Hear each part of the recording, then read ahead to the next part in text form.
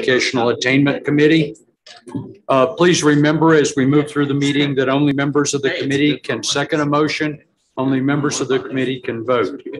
Live stream of this public meeting is available on the public link on YouTube Live at the ABOR Live link. And Regent Manson pointed out to me that Jane was standing back there a moment ago. Jane Kuhn, if you'll just stand for a second again, please. Jane has been with Northern Arizona University for, I think, 20 years.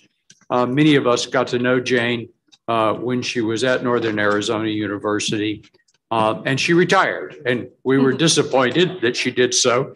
But all of us, I suppose, get to make that decision, Jane.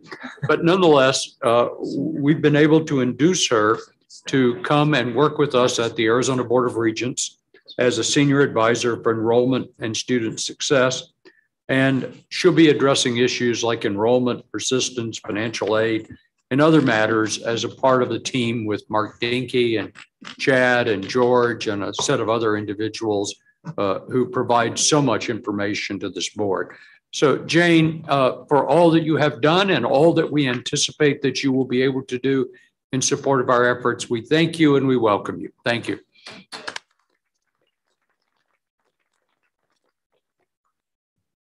Today, we'll be receiving an update from Arizona State University on its general education program.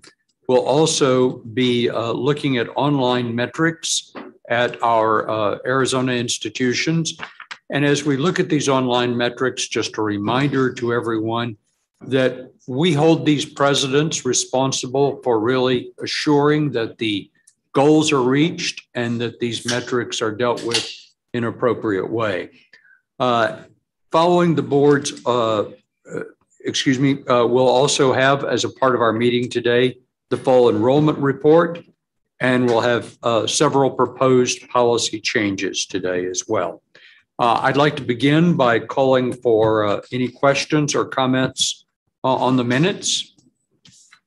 And if there are none, I'd like to move that we approve the minutes of the September 9th, 2021 Academic Affairs and Educational Attainment Committee meeting. Is there a second? Second. All those in favor, please say aye. Aye. Aye. Any opposed? Any abstentions? The motion does pass. At this time, we'll move on to item number 2, which is the Arizona State University update on its general education program. Provost Nancy Gonzalez, the new provost from Arizona State University, is with us. And Nancy, if you would introduce your team members as well. I met some of them by Zoom the other day, but please do so. Welcome, Provost Gonzalez. Thank you very much. This is on? Yes. Okay. Good afternoon, Regents, ABOR staff, my colleagues from our other universities. Very happy to be here this afternoon.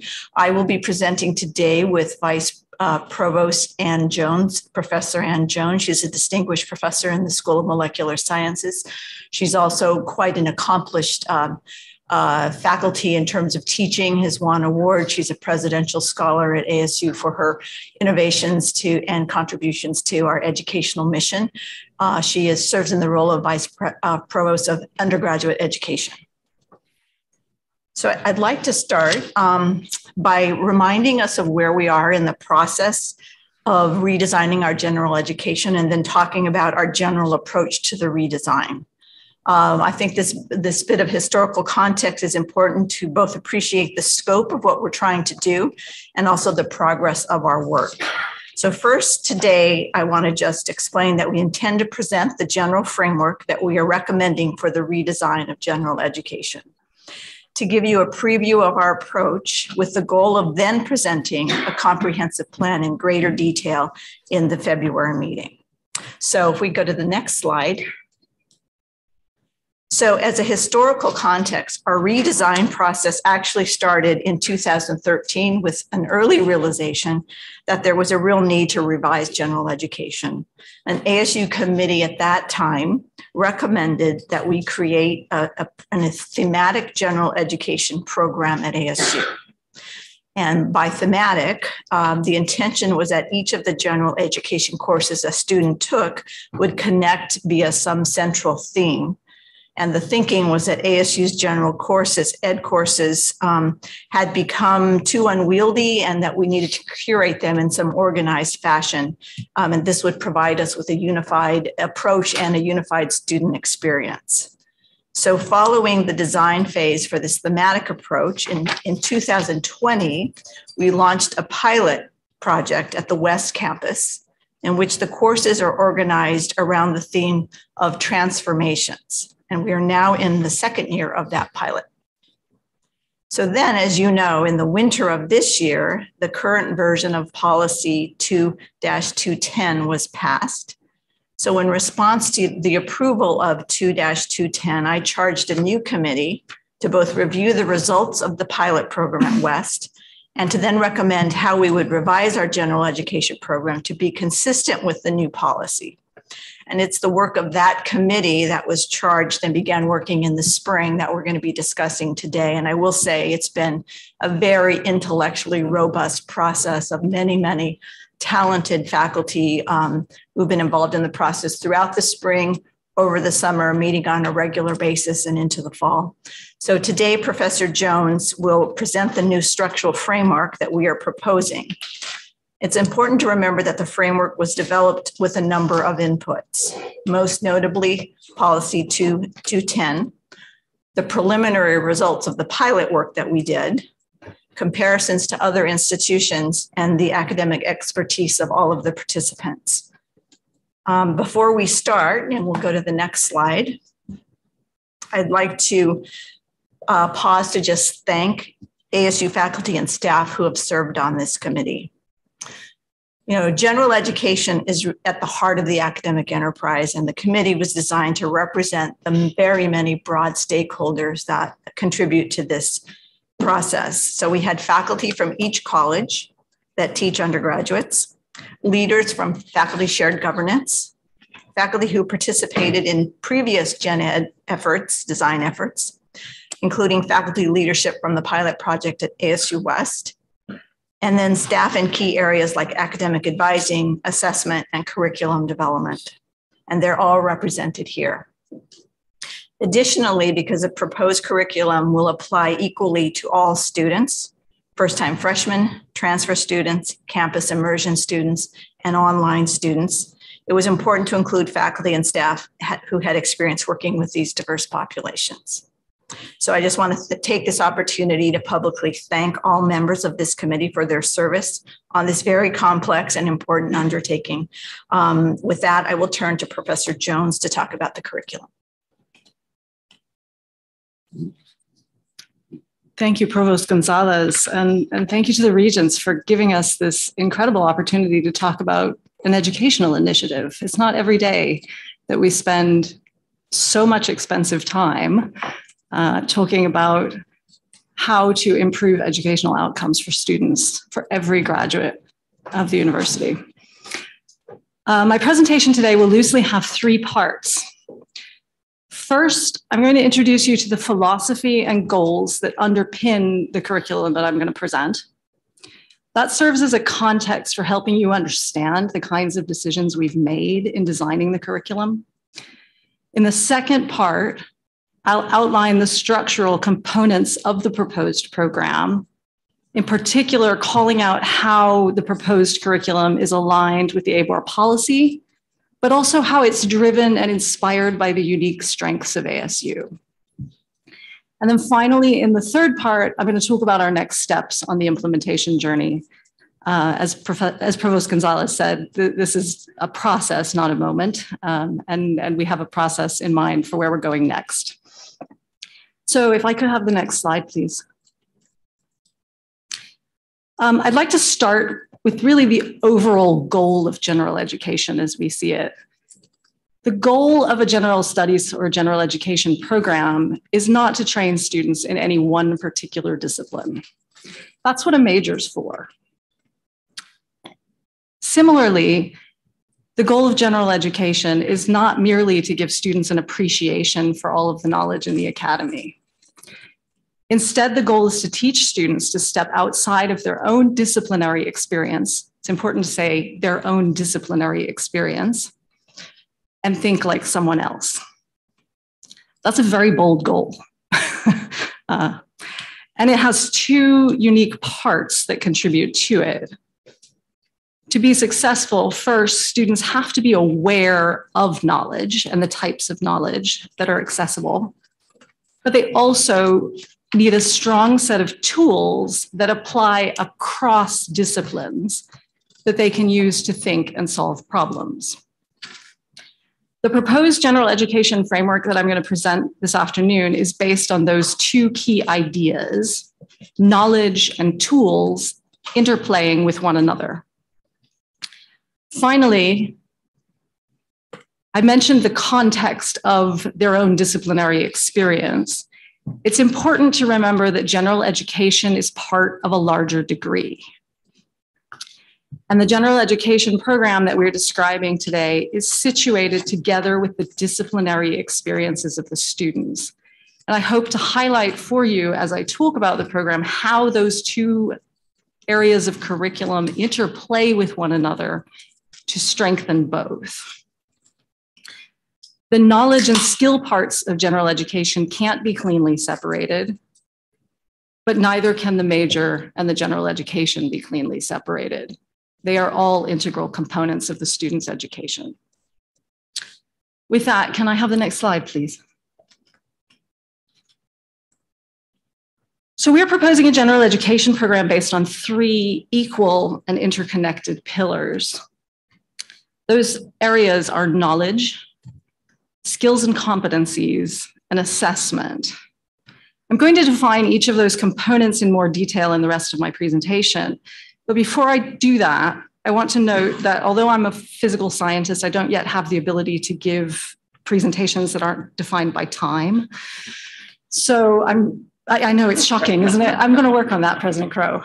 But, and so my presentation is going to be by default linear, which means I'm going to have to talk about each of these pillars in a linear sequence. But that's not how we envision them functioning in the context of the curriculum. We envision them as interconnected and always in dialogue with each other. And it's really important that you keep that in mind as we look at the parts.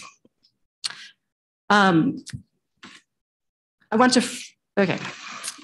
After I introduce each of these parts in succession, my plan is to focus on a particular area of student knowledge and practice and show you how the three parts connect as well.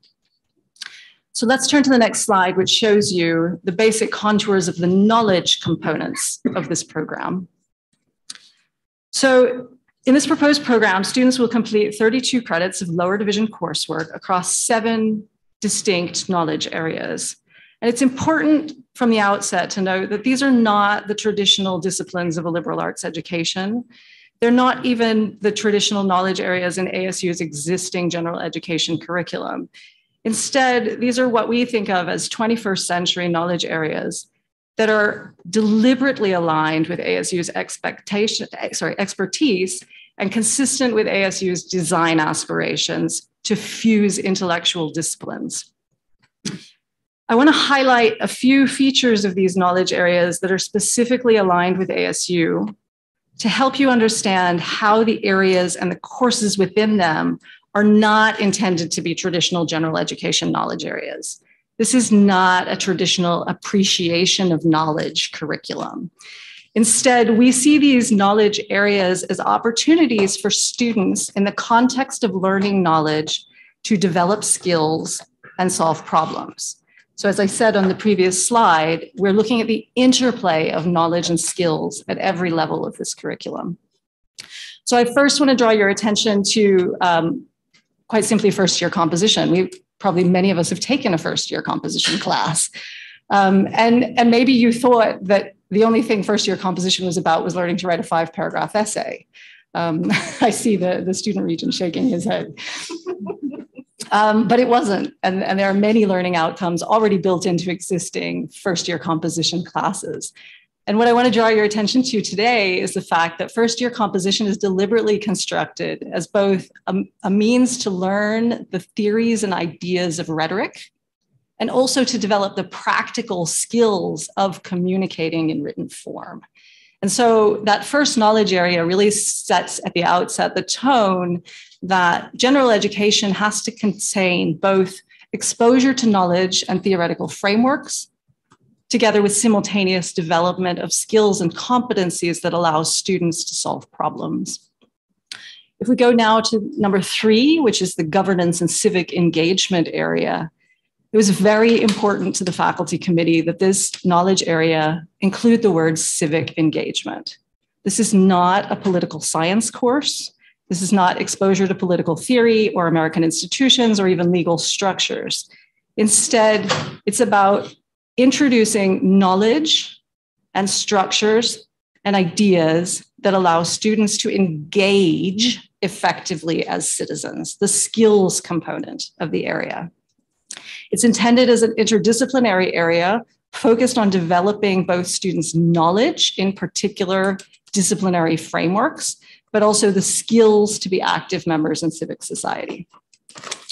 The second area I want to draw your attention to is the one immediately adjacent to it, numbered 4, which we've entitled Global Communities, Societies, and Individuals.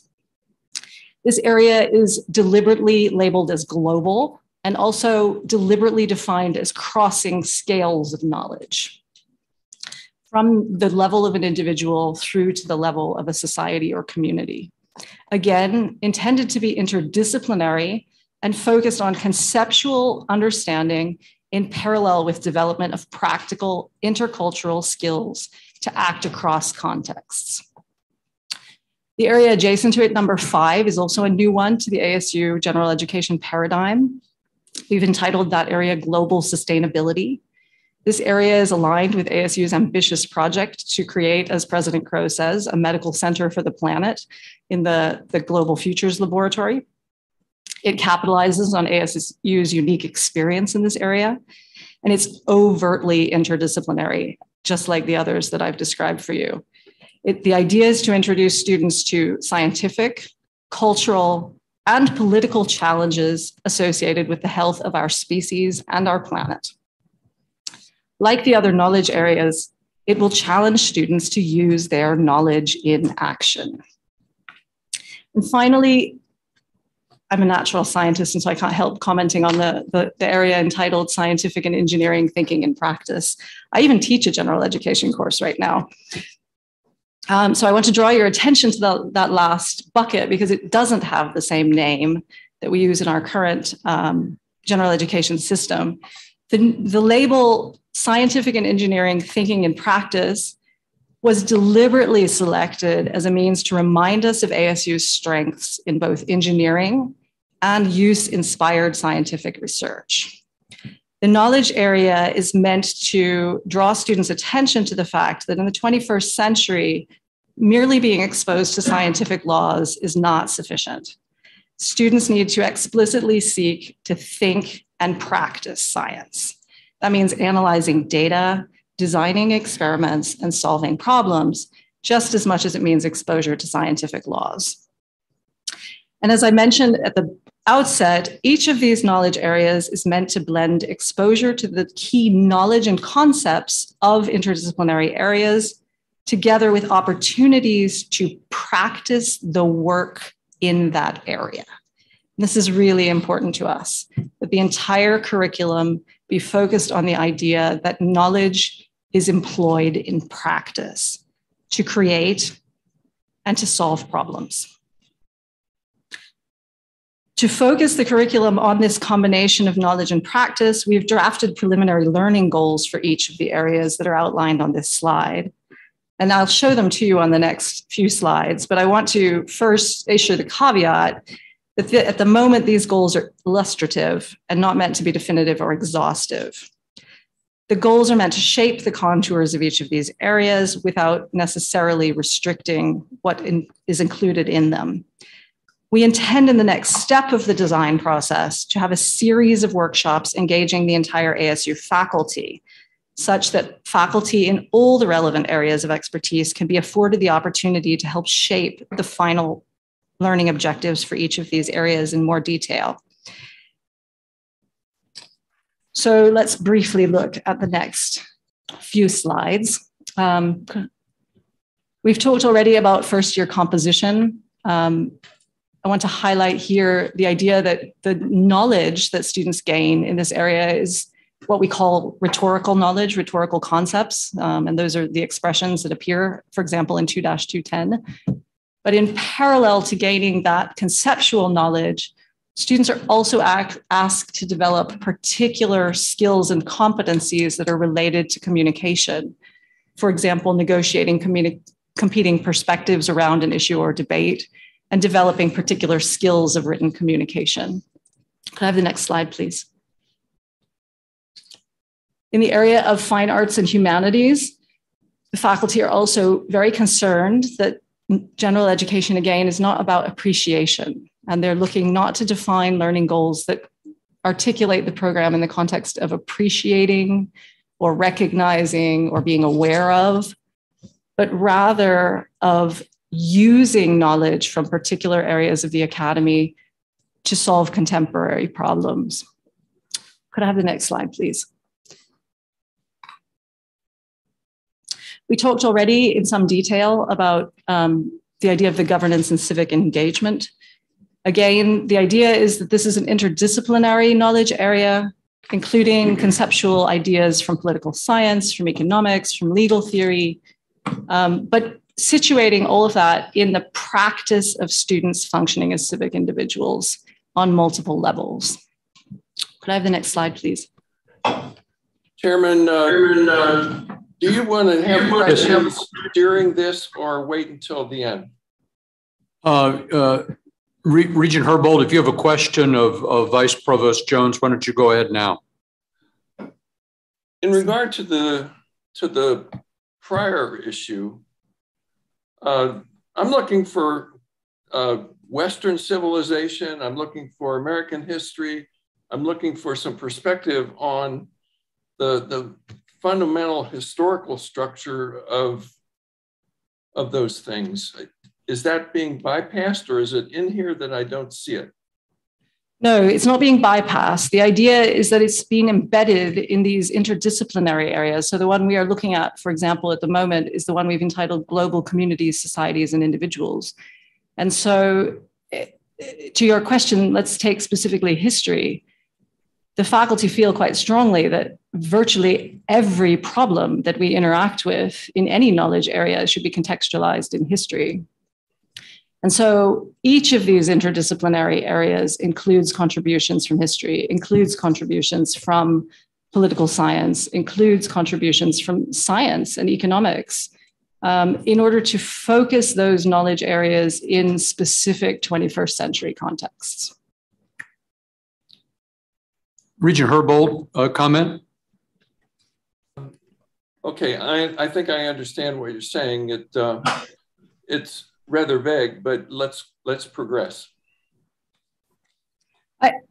I'll digress for a moment to say the goal here is not to reproduce the curriculum students have already seen. It's also premised on the idea that a single exposure to knowledge does not result in lifelong acquisition of knowledge or skills. And so you have to be exposed to knowledge and ways of thinking multiple times to incorporate those into your manners of working. For those from an educational background, it's sometimes called a spiral curriculum. Thank you. Thanks, Regent Herbold, for that question. And certainly, and you already know this, Vice Provost Jones, from conversations that we've had, what regents are looking for here is to make sure not to duplicate political science as it's taught in high school, for example, as you and I were discussing this the other day, along with Regent Manson, but instead to go beyond that so that people fundamentally understand how these institutions were created, the kind of compromises that led to them, the kind of things that may have been left out as a consequence of the compromises. So a much more collegiate level of understanding of civic engagement. But nonetheless, in these times, as I tried to say at the last meeting of this committee, Abraham Lincoln and others in the 1830s thought that for a whole set of reasons, we were losing a focus on the American institutions as had been devised in the creation of the Declaration of Independence and the Constitution. And there was a need to return to those institutions in a very fundamental way. A number of us see these times as somewhat a repeat of that pre-Civil War period that Abraham Lincoln was engaged with in trying to understand what was going wrong with the legal structure of the country at that stage. And so we are calling on the three universities to quite deliberately integrate American institutions and the legal structures of this country so that our students walk away, yes, hopefully being more civically engaged, which we know college students tend to be anyway, but also beyond that, to have a richness of understanding here. So as you know, and perhaps you don't need to hear that from me again, but when we go to hear you again in February, I think all of us will be looking for those issues that you're describing now. So pardon my interruption. Please proceed. I want to add something.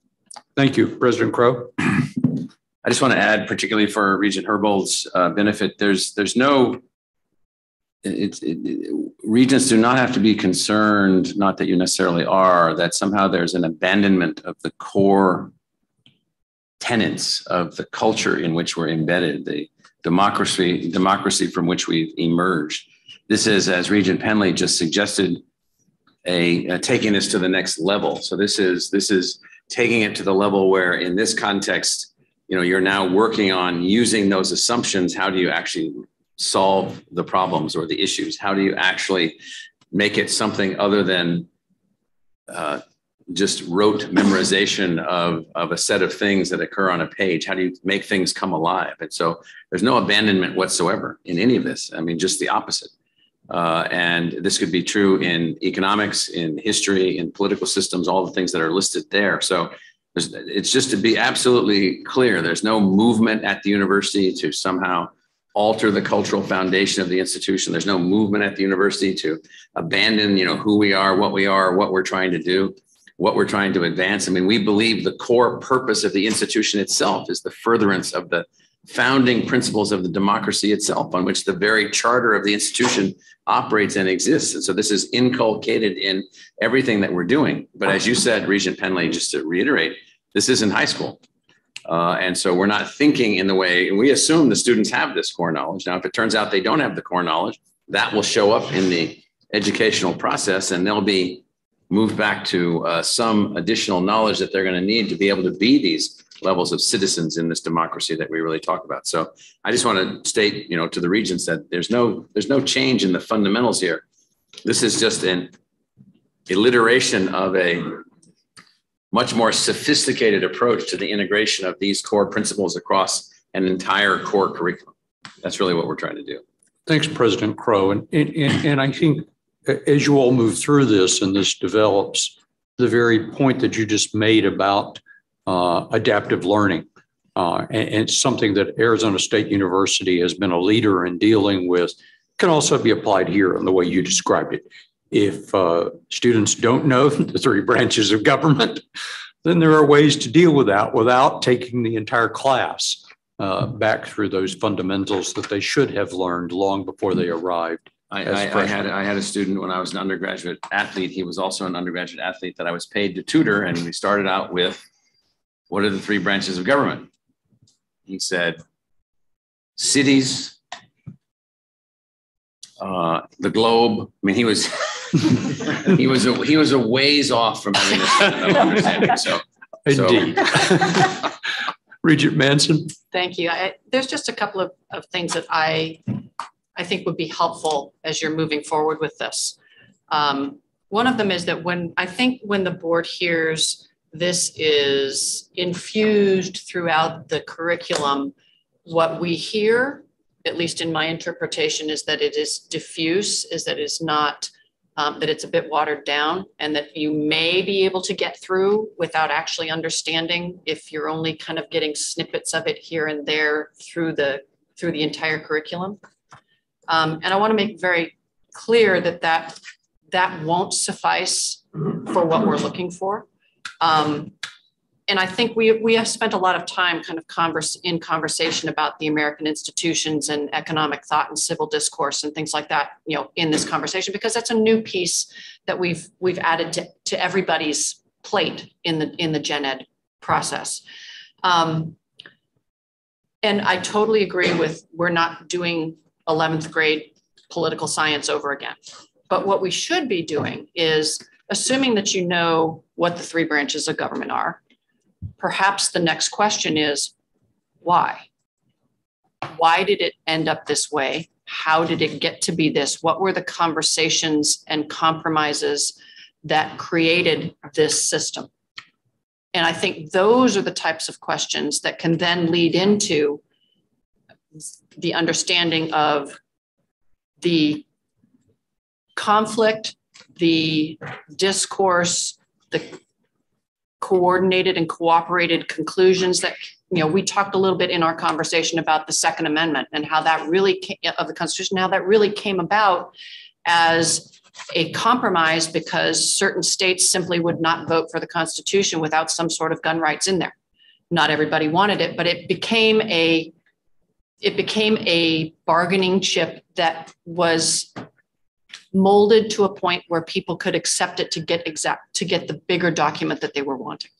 And so I think what I want to make sure is that in this process that we don't disperse things so broadly that we end up not getting the depth of understanding, that we touch it multiple times, but we may not go deep enough. And so I would just say, let's make sure that we're asking the right questions. And I think we keep coming back to the American institutions and economic thought in that regard.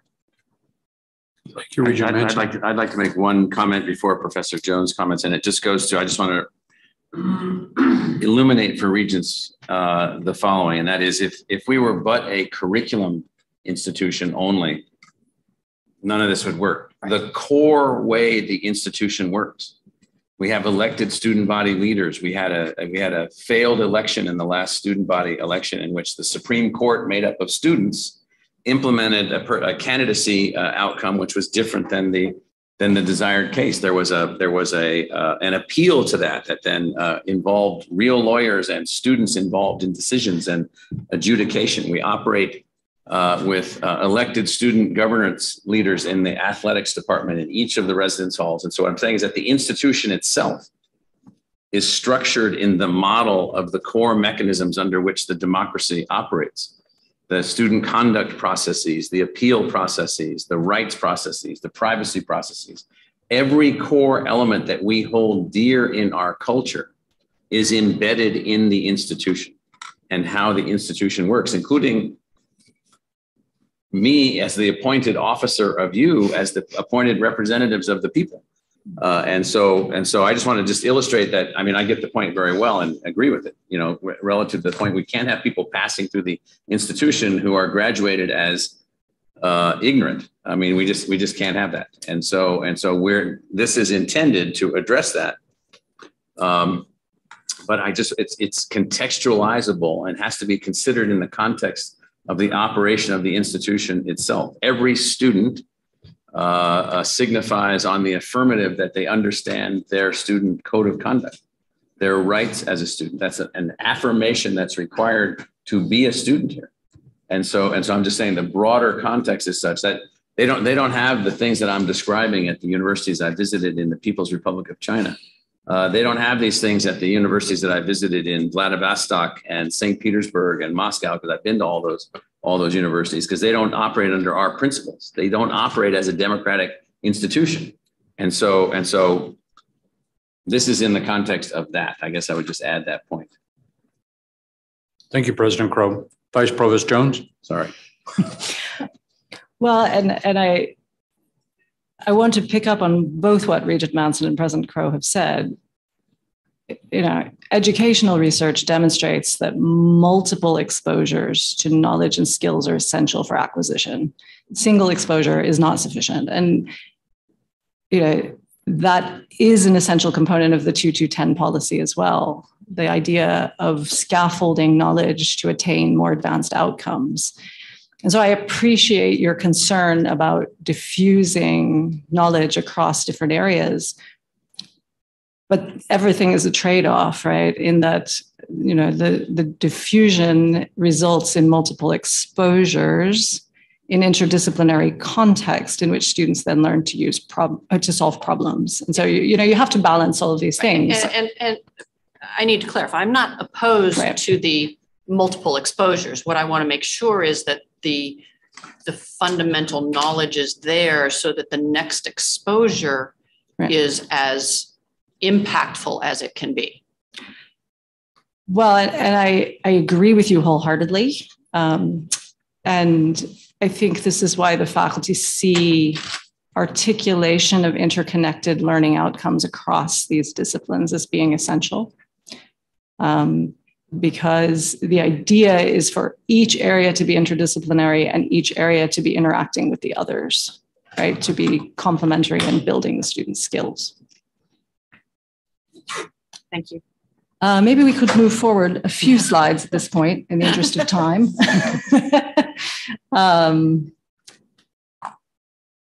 Maybe one more. Oh, well, yeah, it's sad, but we might have to skip science. All right. The story of education in America, right? Okay. And so what I'd like to do now is to introduce you briefly to the second of the components of this particular general education program, keeping in mind, again, the program is not envisioned as being linear, but rather the two components are meant to be interconnected. The second component is a collection of 6 core skills and competencies, which are shown here, which are intended to be skills and competencies that every ASU student in all majors would be expected to develop. The set is drafted based on 3 important inputs: Policy 2210, the National Association of Colleges and Employers Career and Self-Development Competencies, and ASU's design aspirations. These are 21st century skills that apply equally across all of the disciplines of the university. These skills are envisioned to connect back to the undergraduate educational curriculum in 2 distinct ways. First, the skills shown here are to be used to guide the praxis objectives of the knowledge areas that you've just seen. So this is where we deviate from being linear for a moment. So each of the skills here is meant to inform the practical learning objectives within the knowledge areas you've just seen.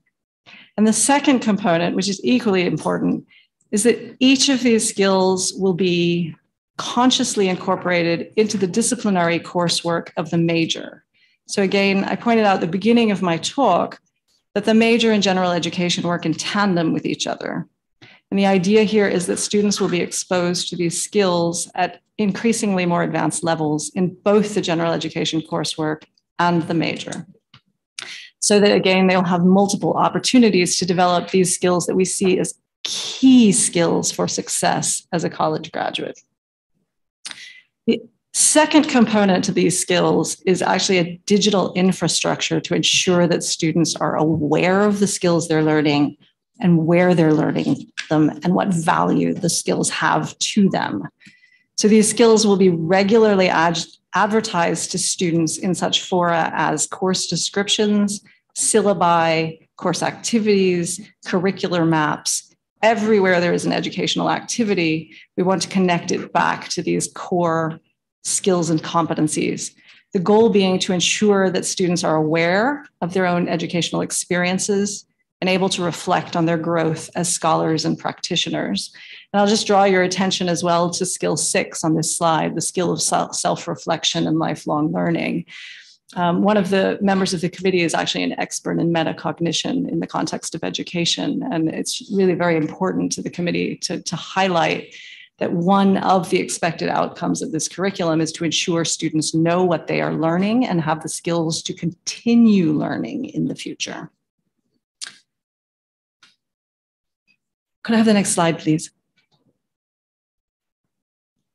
Before I step forward to the role of assessment in this program, I wanted to come back and consider for a moment how the knowledge areas and the skills work together to equip students to solve what we call thorny modern problems.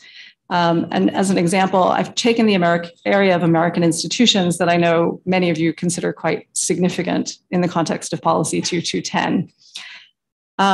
No one learns to solve difficult problems by taking a single class or even by mastering the vocabulary of a particular disciplinary field. Those may be necessary, right? As President Crow has said, you need to know the three branches of government, but that won't be sufficient for solving difficult problems. Instead, complex problems are solved by multiple exposures to knowledge in different contexts. And that's really the key to this particular general education curriculum, is that students learn knowledge best in the context of solving problems. And so the knowledge areas in this curriculum are a combination of knowledge in context with problem-solving skills. And so on this slide, I'm actually highlighting 3 of the core skills from the previous slide that we consider connected to effective civic engagement. Those are what you see in the black and white text across the top of the slide, as well as 3 distinct learning outcomes that have been pulled from 3 different knowledge areas that we see connected to effective understanding of American institutions and civic engagement. So the one on the left, understand American institutions, is a draft learning outcome taken from the governance and civic engagement knowledge area. The one in the middle, negotiate competing perspectives, is actually from the global communities, societies, and individuals knowledge area. And the one on the right, demonstrate awareness of cultural differences, is actually taken from the first year composition. In short, American institutions and all the other thorny modern problems that we need to address will not be taught in a single knowledge area or a single skill area or a single course, but rather through the confluence of overlapping knowledge areas and skills that reinforce one another. And the intent is to instill in students not a fleeting knowledge, not an appreciation, but rather lifelong skills to take action. And could I have the next slide, please? And the final pillar, assessment. The assessment piece is intended both as a means to improve student outcomes and also as a mechanism to support faculty professional development with an eye towards improving student outcomes. Effectively, we intend to use assessment as a catalyst to develop faculty communities of practice in each of the curricular knowledge areas, which are by definition interdisciplinary, and each of the skill areas. This will allow faculty at all levels, teaching faculty as well as research faculty, to engage with the curriculum, both in terms of accountability and pride in their connection to the program. Faculty committees consisting of disciplinary experts will be responsible both for evaluating whether courses meet the articulated learning outcomes that are required to be included in the program, and also for developing shared resources that can be used in the teaching of those skills and knowledge areas, as well as assessments. For example, faculty committees will collaborate initially to develop discipline agnostic rubrics for assessment of each of the 6 core skill areas defined by this program. And we're already pilot testing the assessment piece of this in the context of the tri-university exercise around written composition right now, which many of you will know employs a discipline agnostic written composition rubric that was developed effectively by collaborative bargaining across the 3 universities. So we have some experience in developing these kinds of assessment instruments. We imagine that governance and assessment committees in the context of this framework will ultimately become supportive communities of practice that faculty will wish to engage in outside their own disciplinary fields as well. Additionally, the program is envisioned as being explicitly connected to assessment in multiple places. And this is important because of the scale of ASU. Creating an independent body merely for the purposes of general education is probably not sufficient to create accountability. So students' development of the 6 core skills will be assessed each year by each individual academic unit in the context of their regular program assessments. So when they are assessing the effectiveness of their majors, they will also assess whether their students are developing these core skills. This allows the units to take ownership for the general education competencies within their majors and also to ensure that the competencies don't escape assessment ever, ever. And it's important, going back to the beginning of my presentation, to remember that these skills are being developed on the context of the major. And so understanding whether particular majors are struggling with particular skills is really important to the development of the program. So in that sense, it allows each of the individual academic disciplines to evaluate the role of the general education curriculum in their own disciplinary contexts. The second level of assessment is the particular lower division general education courses that will also be assessed via university level committees to ensure curricular alignment of the courses with the required learning objectives, as well as success of students within those programs. And assessment data from both levels of assessment will be used to evolve the program forward. May I have the next slide, please? So to close, I just want to remind you that we are in the middle of a process. Maybe we're at the end of the first chapter. I don't know. I think President Crow likes the baseball analogy, don't you? I'm not much of a sportsman, but I understand baseball has no time limit. Third inning. The pandemic, we're in the fourth inning. Middle of the second. So the framework I've shown you today is a draft meant to illustrate the structure of the proposed program. The next step is a broader series of faculty workshops this winter to define exhaustively the specific learning outcomes in the context of this new framework, criteria for participating in the program, faculty governance structures, and assessment procedures and rubrics. We then anticipate phasing in the new courses over a one-year period, while simultaneously building out the technical and administrative structures necessary to support the program. And with that, I think I have taken my allotted time. Thank you very much, Vice Provost Jones. Regent Dave. Thank you, Chair Penley. And thank you, Vice Provost Jones and Provost Gonzalez. So I want to start by just saying that I really appreciate the emphasis, particularly on exposing students to interdisciplinary ways of thinking, and this emphasis on teaching skills and tools rather than rote memorization. I'm curious to what extent these aspirations presented in this gen ed curriculum actually will trickle down to the curriculum of the classes itself and how the professors choose to teach those classes. Is there a way in which we're going to kind of ensure that these design aspirations, particularly this interdisciplinary way of thinking, teaching skills and tools over memorization, actually translates to the curriculum of each of the classes that make up this curriculum?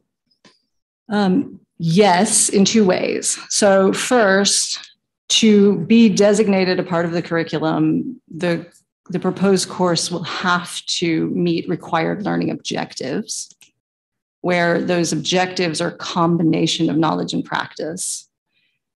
And comment whether or not a faculty member has the unilateral authority to not follow or work towards those objectives. Well, no. And then the second component is that a requirement for participation will be committing to use the general education-based assessments, right? So, and we've already experimented with that this year, that it doesn't necessarily have to be a part of a student's grade, but assessments that are mapped to the learning outcomes will be a required component of teaching those courses. Thank you. I think one thing that we might take from that question, if I might, to the Sure, chair, President Crow, is to have the Provost Office make certain that we have a training program for the faculty that are teaching these courses. Could you? I know we've thought about that, and we probably have it to some extent, but in this new program, how will we deal with that? Absolutely.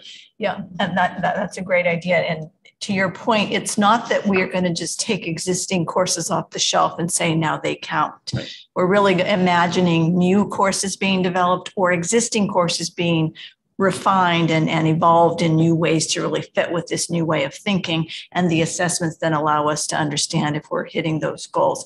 And then the communities of practice around people involved in the assessment allow us as a whole community to ensure that we're continuing to evaluate our ability to meet the goals of the redesign. Which would mean then that we could report to the regents on the success of those programs to produce that level of capability that we want this program to achieve. Yeah. almost 5 years ago now, when I was a freshman on this board at Flagstaff, I urged the provost to really think more in terms of concepts that a student should learn and competencies. And to me, the approach that you're taking really brings forward, as you look at knowledge, the concepts that a student ought to have, and you've clearly focused on the skills or competencies that a student should acquire along the way. When I suggested that as an alternative to what had been traditionally learning outcomes, perhaps it was in part because I found learning outcomes mostly esoteric and hard to measure. And I found it much easier to think of assessment if one looked at concepts and competencies, because in the end, I can look at that outcome and say, well, did they understand that concept? Do they know what it is? And have they acquired that skill or that competency along the way? So I think there's much to laud in the approach that you're taking as you begin to really break this down in that sort of way. I think as well, and you made this comment to Regent Manson and me the other day, Provost Gonzalez, that you wanted to really raise the effort that we're putting into assessment. And Vice Provost Jones, you presented that here in one of your slides a few moments ago.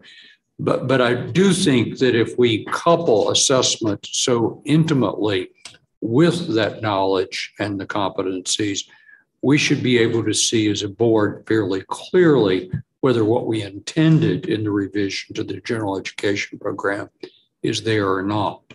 I also laud what you're trying to do on the global side. I know that some of my colleagues may fear that we lose a real focus on American institutions, but I can envision ways in which one does some comparison that leads to a richer understanding of our American institutions. And I hope that's what's intended here along the way. When we revise the general education standards, one of the things that I think we didn't address so well in there, or not at all for the most part, was really the global aspects of an education that are so necessary today. And you have included that. And I laud you for that as well, so long as we don't lose the fundamental piece of American institutions. I also laud what you're trying to do in really creating a general education that is unique to ASU and represents what ASU has said of itself and said it intends to be. As I think I noted almost 5 years ago when we began this process, so much of general education doesn't say anything about the institution. You wouldn't know which institution you were studying at based on the gen ed. And all of us who've been through that have observed that. You're trying to make a difference on that front, and that is laudable as well. Other comments from my fellow board members? If not, one final thing, Provost Gonzalez, I'd recommend is that much prior to the point at which you come forward for approval, much as you're working with the faculty committee and the various faculty groups along the way, that the board staff and a handful of regents, a couple of us, get to sit down with you, discuss this, understand it at a very pragmatic level. And I think that will help explain where you're headed and how this will really work to the entire committee and the board ultimately when you come back for approval. So I just would not fail to take that step along the way, along with all the other arduous steps that you must take. Any other comments, board members? Provost Gonzalez, final comments? Yeah, well, thank you for your comments and your advice and your offering to stay aligned with us as we move this forward. It is quite complex, and we heard what you said about the central importance of American institutions being a part of this, and we'll make sure that becomes central as we move forward. And I know that there's a lot of work between now and February, and we expect to have very active engagement once again in trying to get to that point. Thank you. Thanks very much. Committee members, this is an information item only. We are not going to vote on it. We are going to turn to another issue that's being brought forward by Arizona State University and that is a request for new academic programs. So since Provost Gonzalez, you and your team are there, I would say proceed. Okay, so today we are bringing forward for approval 11 new degrees. We have 7 graduate degrees that are coming forward from 5 different colleges. These graduate degrees will provide advanced training and complex problem solving, analysis of increasingly large and complex data sets in life sciences to solve social and scientific problems, developing global leaders and research managers, and exploring narrative and communication strategies for a rapidly moving world. We notable among our graduate degrees is we've got both master's degrees. We also have professional doctorate degrees, which is our recognition that the workforce in higher education is demanding something beyond just the PhD program at that level of training. And there's a need to be able to provide experiences that bring the knowledge base of a deep dive into a discipline to students and practitioners in ways that enable them to take that knowledge into practice settings. So that's the Doctor of Professional Practice, which is not necessarily a degree that requires a dissertation, but will require a capstone applied experience that utilizes information methods, research from the discipline. In the undergraduate degrees, we've got degrees that will train students in multilingual education, global health, engineering, science, and emergency management. Across these 11 degrees, we see evidence of the continuing specialization and involvement of many of our degree programs, as well as some new directions for us. For example, the PhD in complex adaptive system science is a degree that will come out of our new School of Complex Adaptive Systems that has been developed and launched recently in the College of Global Futures. These were all described in the board book, and I'm happy to take any questions. Thank you very much, Provost Gonzalez. Questions or comments, members of the board? Regent Manson. Henley. Yes, Regent Herbold. The question I have, Nancy, is around the estimate on the enrollment of the Thunderbird Leadership and Management course at 800. One would view that as a rather aggressive number versus the other courses that are listed and in the absolute. What's the basis for 800 students? Yes, that is in part because this is a redesign of an existing course. So we expect to pull in the robust enrollments that already exist. Plus, as this course has been redesigned, and there's going to be efforts to increase those enrollments. So that one is more ambitious than some other programs that are just starting out. What is the current enrollment of that course that's going to be modified? I'd have to look that up for you. Do you happen to know, Anne? Yeah, this is a re-envisioning of Thunderbird's Master of Applied Leadership and Management, the so-called MALM degree, which is already a multi-hundred students degree program. They have done considerable market research to demonstrate that the word applied is not contributing to students enrolling in that degree. And so the idea is to create a new degree with a slightly less applied focus. And we do anticipate very robust enrollments in that program. You might mention just how we're doing in general with, for Regent Herbold, how we're doing in general with Thunderbird. Yes, and actually Regent Herbold and I had an opportunity to talk a little bit about this. You know, Thunderbird has really taken off in terms of with new leadership, much more robust engagement in multiple centers across the globe, generating new enrollments, not just at ASU, but new enrollments, globally on a much broader scale. So this is a very aggressive push, and the MALM is one of their signature programs. So we do hope that this is a realistic expectation of what we can do. Great, thank you. Thanks, Regent Herbold. You and I both appreciate what Provost Gonzalez has just said, especially. So I think other comments from the board members. Regent Manson. Thank you. I have a couple of different topics. So I'm going to start with one that I'm just curious about. And none of these courses require additional or new resources, which seems to me to be unlikely, because not needing any additional resources either says to me there are fallow resources somewhere that you're, if that's not the case, that you're taking resources from some other program and putting them here, or that you do need new resources. So I'm just a little concerned about none of these, regardless of, whether if it's 5 students enrollment or 800 students enrollment.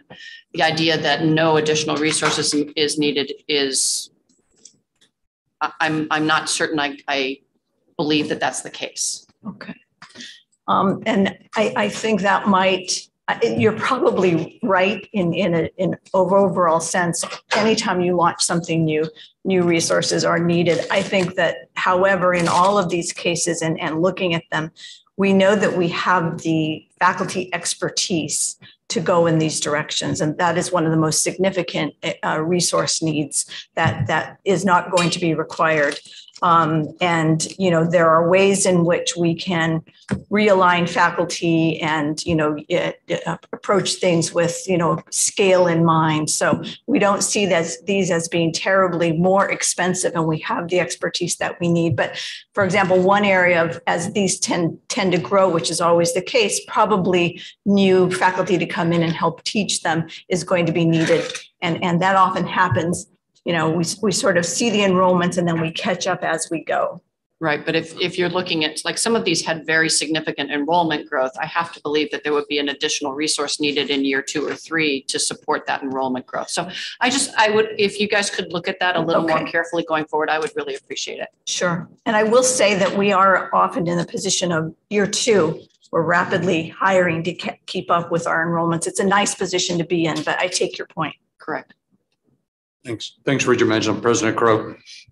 I just want to add, from an analytical perspective, a framing perspective, that the resource constraint modalities within the institution are dissimilar from production organizations. And so a faculty member is an asset that can be deployed in many different ways. They can teach new courses. Their courses that they're already teaching can be put into another program. The course that they're teaching can now have students come into that program or into that course from more than one program. So for instance, the course I teach in the spring semester is cross-listed in 5 different schools. And so students from the 5 different programs come into that course. The course now is a part of the curriculum of all 5 schools, but it's still just me. Right. And so the reason I say it's true that it's probably not literally the case that there's no additional resources, but there's no additional faculty to be hired, no new buildings to be built, no new classrooms to be renovated. And so it's a reconfiguration of existing resources. Now, when it takes off and more people start coming in, then you may need to expand faculty to be able to deal with the load. And then it's worth noting and reminding everybody that at ASU, all courses that are required to graduate are expanded infinitely to meet the demand every single semester. There is no moment in which a student cannot get the course that they need to graduate. So we're constantly pulsing, to be able to deal with this expansion. So it's a different model. That could also be, I'll just make one last point. If I'm a faculty member in a regular department, I may do a deal with my dean that says, I'm going to teach 3 extra courses this year while you're surging ahead, and you're going to pay me the same thing. And I'd like to get my sabbatical a year early, or I'd like to do this, or I'd like to do that. You cut deals. And so there's a deal mechanism going on all the time. Or I may even have an extra load for a while, which then would lead to perhaps even a compensation adjustment, an extra compensation. So it's a very, very flexible set of assets that we have. So when it says no new resources, it means that we're not expanding the university per se by more buildings, more faculty, and so forth. We can do this and get this going to make sure it works, and then we might have to do that. Thanks, President Crow. I think what you stated is certainly accurate about how this works. I think what was striking to several of us is the number of new degree programs, the rapid expansion, and the no new resources with every one of them. And in many cases, I think we also know that some programs are declining in interest, may not be the right label any longer, may not be the best program to offer 2 years down the road, but one has to take time to really work through the students in those programs. So I think I would just urge a focus on that in the presentation materials. President Crow? I'll just say that nomenclature and definitional accuracy, I think, would be really helpful here, and we will work on that. But I'll also say that this goes to ASU's modality. So we're attempting to produce as many programs as we possibly can, because we believe that that's in the interest of the success of our students finding pathways for themselves to be successful. So since the beginning of the pandemic, I think we designed and launched, Phil, how many new degrees? 50? Well, since the pandemic, about 60 new online programs. 60 new online programs. And that's all from existing faculty creativity. So there is also it's not slack. I understand the use of the word slack. Slack's not the right concept. Here, the concept is multiple use of the same assets.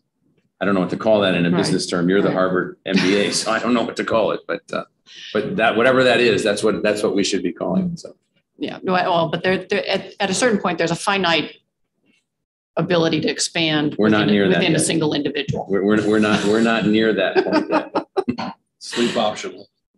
No, we're not near the limits of the institution. So you've mentioned the next point that I wanted to ask about, and that was just kind of and I don't mean this in a pejorative sense, but the proliferation of degrees. And I just want to make sure that this is in the best interests of the students, and that the industries that they're going into actually value the finite title that's associated with their degrees. I wonder sometimes if the degrees are so finite. First, I think it would be hard for a student to figure out what to major in. The second being, as an engineering company, do I hire civil engineers? Do I hire engineering scientists? Do I, and they're not my areas of expertise, but it feels to me like I have spent 5 years on the board and watched lots and lots of degree programs be added. We have never, and I know we've talked about it, but we've had so many big projects in our plate. We've never gone back and really done an inventory of degree programs and enrollments. And, as you mentioned, the business one is a reworking of a current program. My assumption then would be that current program would actually at some point in the not too distant future have significantly lower enrollment and should be considered for either rolling it into another, degree program or something like that. So I want to make sure that what we're doing is functional for the students and functional for industry both. Absolutely. And I'll say a couple of things about that. So we do get several degrees that come forward that we turn down, and they don't ever get to this room because we're asking those questions. We want to make sure there's a real market for it. We want to make sure it's not duplicative, too much overlap with other degrees. We want to make sure it's not confusing to students, that they read this degree and what is this? And we also do watch to see degrees, as some of the new degrees that come forward are kind of the reinvention of prior degrees. And this time around, we're actually closing 4 degrees. So we do look at that, and we'll take them off the docket. So 4 are being exited at this point based on the process. So if you're doing that, that would be really helpful for the board to have visibility on that. I don't know that we need to approve it anyway, but I think it's an important data point for us. I'll just add a couple other data points. Okay. And one of the data points is that we do track the success or lack thereof of our graduates, in that we have without their names, we have their tax returns. And so we know how they're doing. We know how we are doing in the global corporate rankings.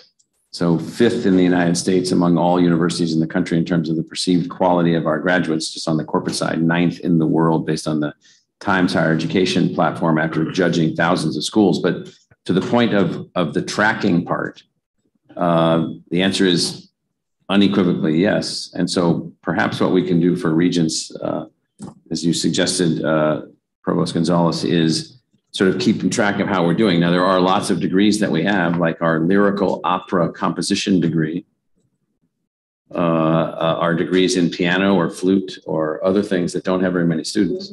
And so we have some degrees like life sciences, our biology degrees have thousands of majors, and other degrees that have 8. And so it sort of depends what they are and where they're going. And so we do pay very close attention to that. And I'd certainly recommend the Lyric Opera Theater to anyone who would like to attend. It's very good. But one of the reasons that we're able to have, one of the key reasons why we have dramatic improvement in retention, dramatic improvement in graduation, dramatic improvement in our impact on industry is that we have so many pathways for students to choose from. And so we pay very close attention to that. Very close. Thank you, President Crow. The only other comment that I would make, Provost Gonzalez, and it's back to assessment. I would just urge that you look closely at the assessment associated with each of these degrees. And in making my motion in a moment, I'm going to ask that at some point you report back to the board your assessment of that, the assessment of the assessments, in a sense, your review of it. And any revisions that may be necessary to really bring that up to a higher standard. So if there are other comments, I'll entertain those. If not, I'm going to move that the committee forward to the full board for approval of Arizona State University's request for new programs with the stipulation that the provost review the assessment procedures and report back to the board on any needed improvements or upgrades in the assessment process. Is there a second? Second. There is a second. All those in favor, please say aye. Aye. Any opposed? Any abstentions? The motion does pass. We'll now move on to the online metric targets. Thank you very much, Provost Gonzalez, to you and your team for that presentation. And I believe Chad Sampson and Jane Kuhn are going to address online metrics. Thank you. Thank you, Chair Pinley and Regents. We will, in the interest of time, try to get through these online metrics very quickly. And we do have representatives from the institutions should there be some detailed questions regarding these online metrics. Next slide, please. The first metrics that you see here is the online course completion rate. And this really is an evaluation of how many courses students are completing versus how many they are not. And you can see that all 3 institutions are faring very well in this metric in the 80% range. The second, you can go to the next slide, please, is the pace of progression for online degrees. And this is looking at the average number of credits in an academic year that an online student on average completes.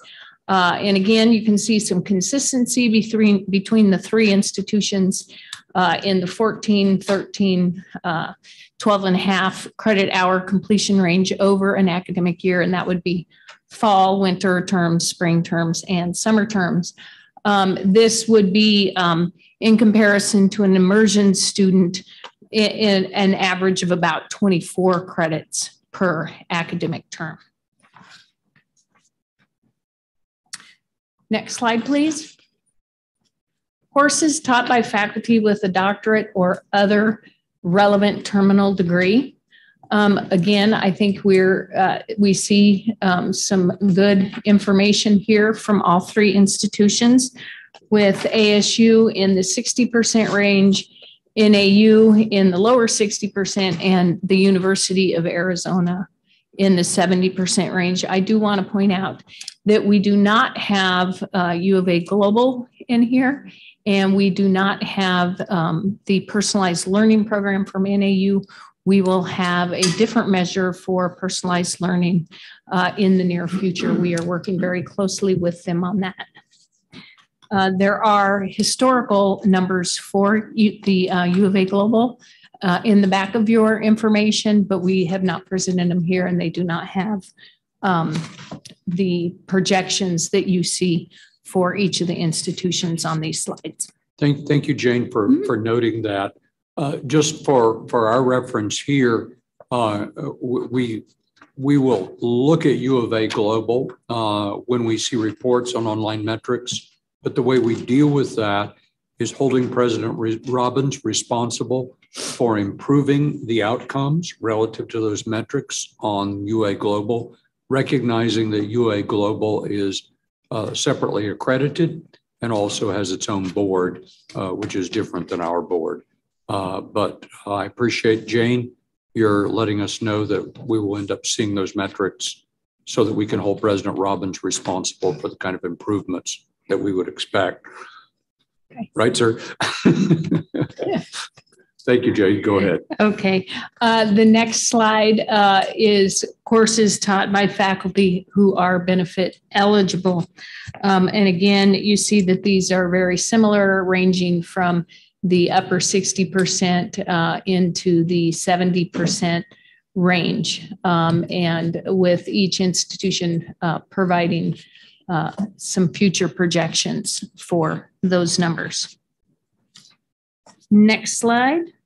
And this is the online program ranked by U.S. News and World Reports. And you can see how each of the institutions has fared in the past for that online program rank and what they are projecting their program rank to be in the upcoming years. That, with the exception of one measure that we did not present here, which was the online attrition rate, which we will be looking at with all three institutions again. We went through several iterations, had many meetings on it, and I think we still have some discussions about how to pull that data and how to present that data so that it is understandable both to us, then the universities, and for the regions. So we will revisit that one in the next month. And with that, I open it up for any questions. Thank you very much, Jane. Questions, comments? Regent Munta? No? Other regents? If not, thank you very, very much for that presentation. This is a discussion item, I believe, at this particular stage, but we've made real progress on this issue. This was not an easy one. And frankly, I don't know other boards or universities that are really looking at metrics like this. Perhaps there are others. Are there, Chad?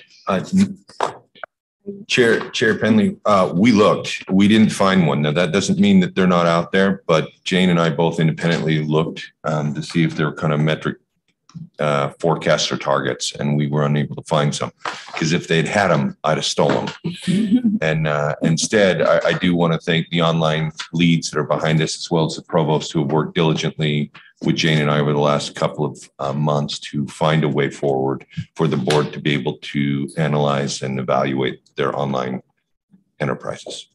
Thank you, Chad. I offer my thanks to those of you back there as well, who some of whom I can see behind your masks, for working with us on this issue.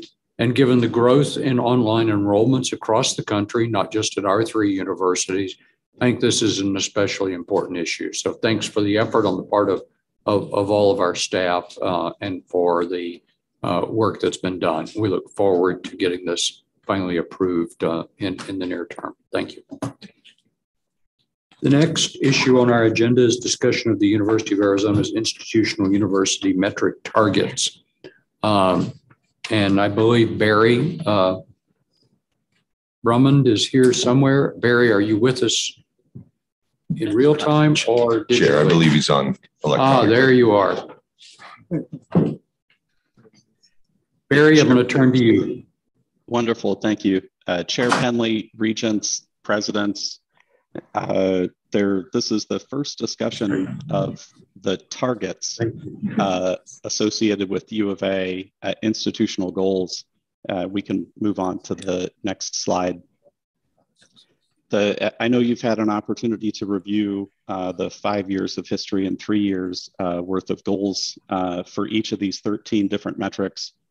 I thought it worthwhile to talk a little bit about just how involved University of Arizona leadership is at multiple levels in this process. So across the 13 different metrics that compose the U of A's 3 different institutional goals, you see here 3 members of the university's senior leadership team, Provost Folks, Dr. Cantwell, and Dr. Dake. You also see 10 deans and 7 vice provosts or vice presidents engaged in this process across the 13 metrics. So while I have an opportunity to talk about some of the metrics here with you today, there's quite an extensive team all over the university working on these goals and metrics. Next slide.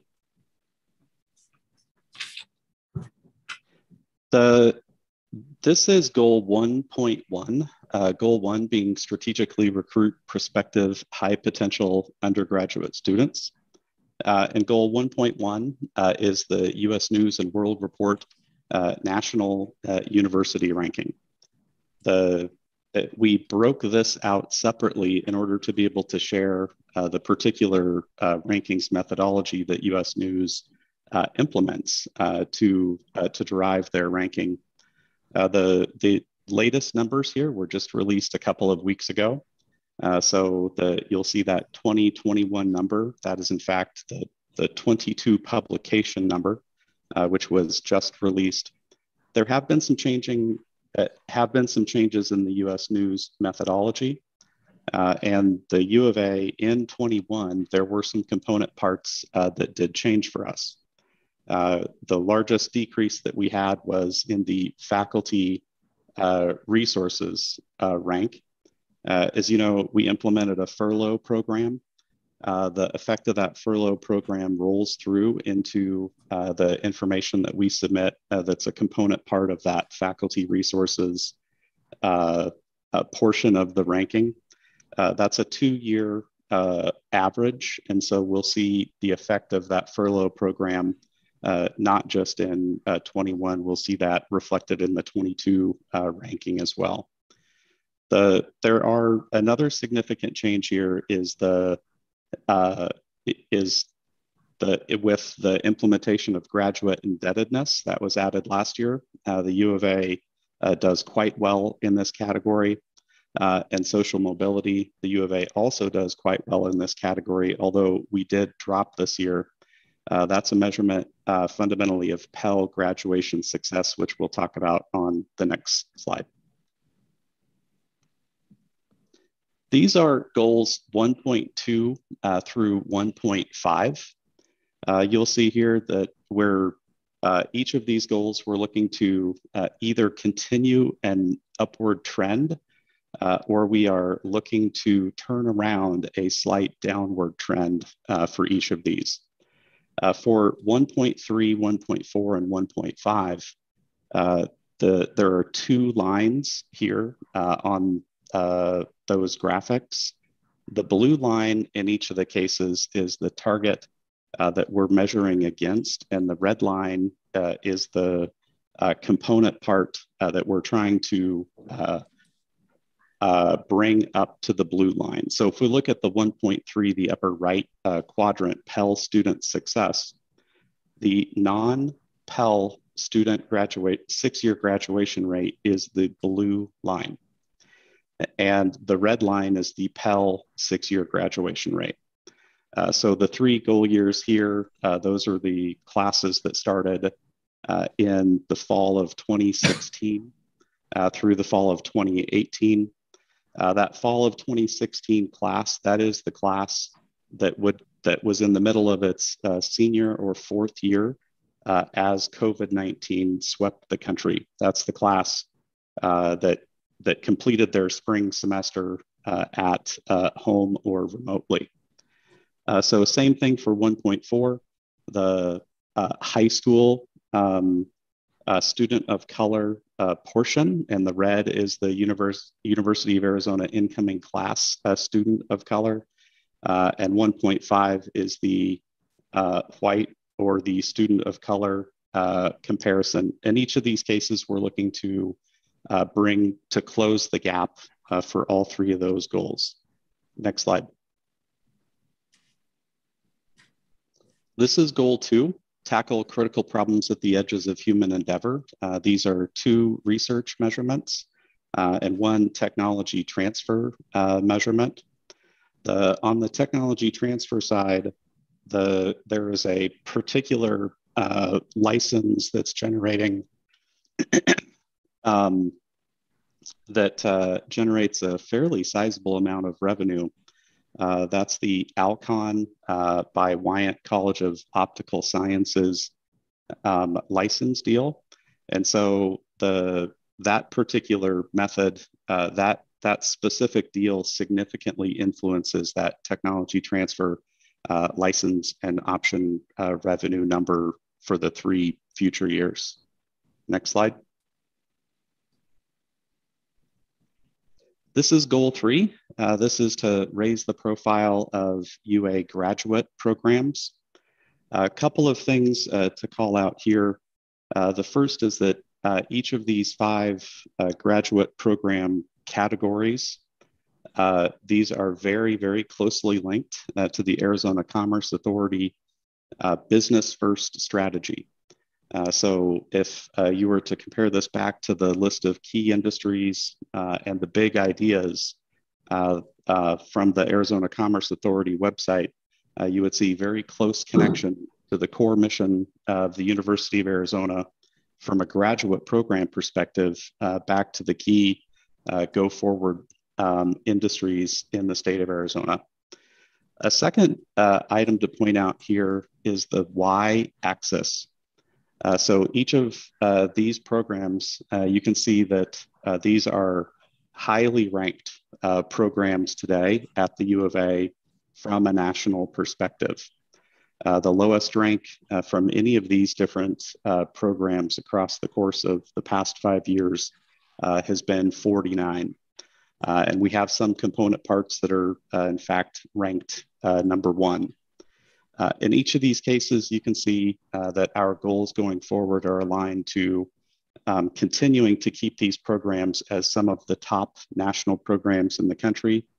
In a couple of cases, you can see that there has been a slight erosion in a couple of these rankings. And so it's our objective to offset that and keep these as top national programs.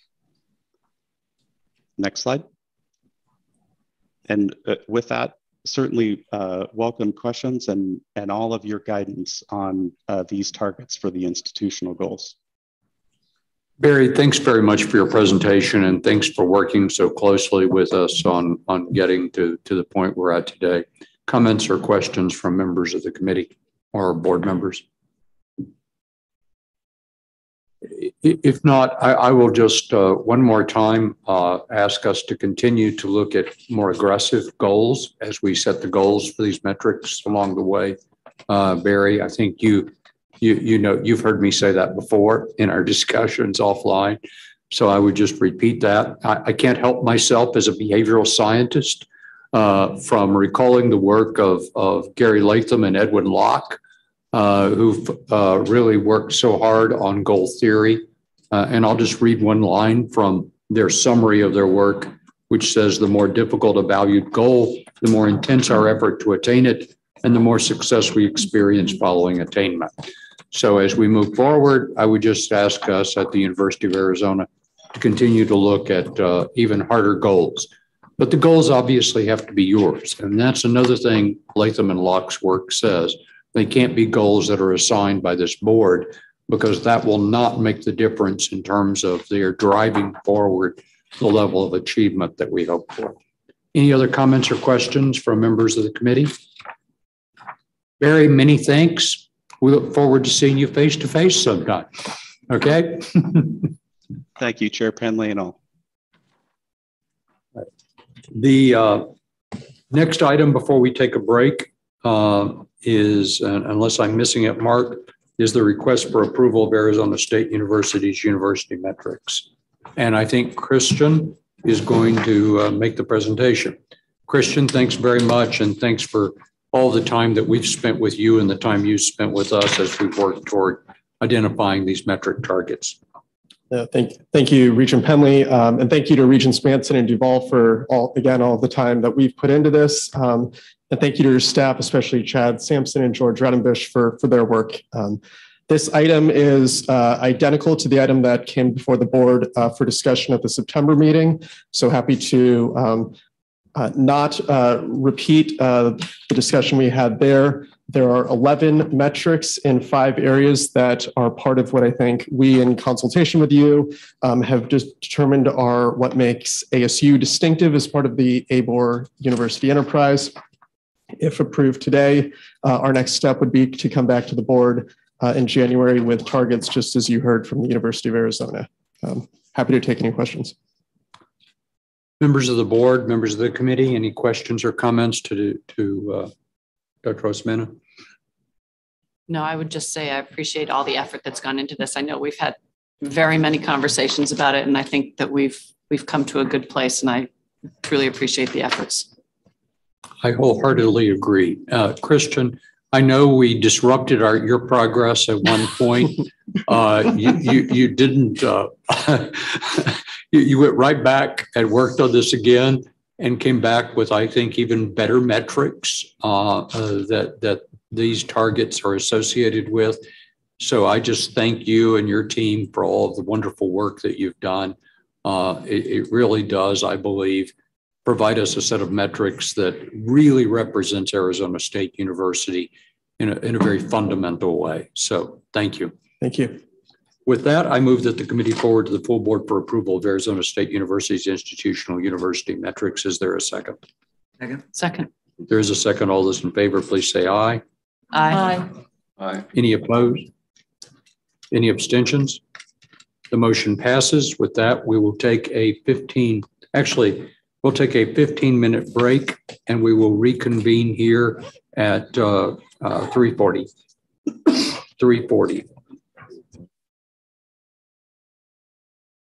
Welcome back. We're now going to proceed with item number 7, and the committee is asked to review and recommend for board approval the fall 2021 enrollment report. George Raudenbush is here at the table with us, and I'm going to call on George to present a summary of what you've all read in the enrollment report. George? Chair Penley, regents and presidents, it's a pleasure to have the opportunity to share some key results and findings from our fall enrollment report. Next slide, please. First and foremost is that in this fall, enrollment reached a new all-time high across the enterprise of 212,714. That represents a continuation of a long-term trend in year-over-year growth, which over the last 10 years has added 75,865 students, or representing an increase of 55.4%. Next slide, please. Referring to data from the Department of Education's Integrated Post-Secondary Educational Data System, otherwise known as IPEDS, we can compare the rate of growth of our enterprise to colleges and universities across the country. From this exhibit, we can see that since 2012, our enterprise, during which time through to 2020, when our enterprise grew 42.98%, we outpaced by a factor of 3 the growth in all public U.S. universities that offered 4-year degrees or higher, and more than tenfold the increase at all universities generally. Next slide, please. There are 7 key trends that sort of permeate the enrollment report that are worth discussing. The first of which is that our student population is increasingly online. We can see that since 2018, total on-campus students increased by 2,056 students, or 1.4%, but total online enrollment has increased by more than 31,910 students, representing an 81.6% increase. Next slide, please. Looking at this, how this is realized across our institutions, we can see that, in the case of ASU, for example, on-campus enrollment increased by a few thousand students over that time, but we see that a considerable, considerably larger, both absolute and percentage increase in the online enrollments. At NAU, there was an on-campus decrease of a small decrease, but but a much smaller decrease in online enrollment, so that the net effect was that the proportion still moved towards increasing online enrollment. At U of A, we had the on-campus, a small decrease in the on-campus population, but a more than doubling of the online student population. Next slide, please. The second trend we see in the enrollment data is that the student population is increasingly part-time. Since 2018, the total number of full-time students has increased by 11,734 students, or 8.6%. But the number of part-time students has increased by 22,232 students, or 51.8%. Next slide, please. Here we can see that, again, how this is manifested across the three universities. Full-time enrollment at ASU has increased considerably, but has been outpaced by the increase in part-time enrollments. At NAU, we had small, this is a situation where ASU is actually, or NAU is actually counter-trend, that they actually had a larger decrease in part-time students over the last 4 years. So that's noteworthy. At the U of A, full-time students decreased marginally, but while the part-time student population increased considerably. George, could you pause a second, Regent Manson? Just very quickly. So is it accurate to assume that there is a very, very high correlation between the increase in part-time student population and the increase in online students? Yes. Thank you. Next slide, please.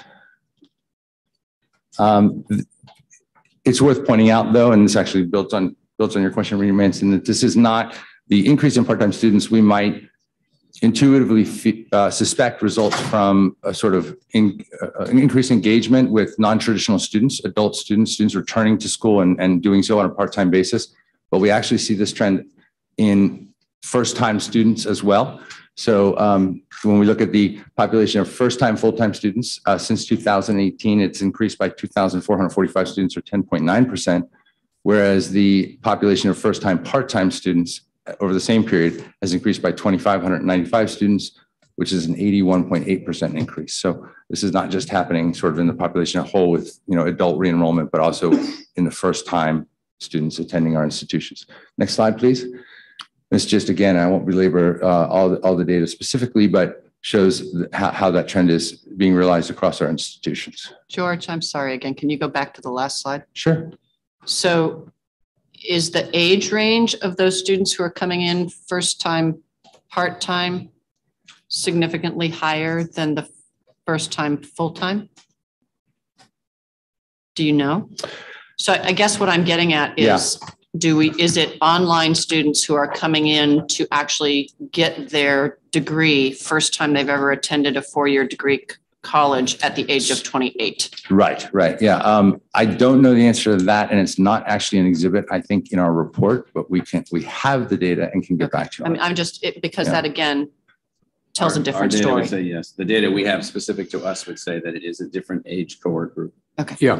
But one thing, and George, I think we want to make clear, and I think the data make this clear, is, and this goes to a comment President Crow made earlier, we want to treat these online students as a wholly different market sector than we do students who enrolled either part-time or full-time as students on campus in a more traditional framework, because these are wholly separate segments of the marketplace which behave in entirely different ways, as you noted earlier, Dr. Crow. Yes. Noted. I would also cite in the enrollment report, Exhibit 23 for each school gives an age breakdown, which compares the on-campus modality versus the online modality. And we do see the difference in the median age or average age, as Dr. Crow alluded to, that it is skewing older in the online modality substantially. Thank you. I think one more slide. So the next dominant trend in the enrollment data is that the student population is increasingly non-resident.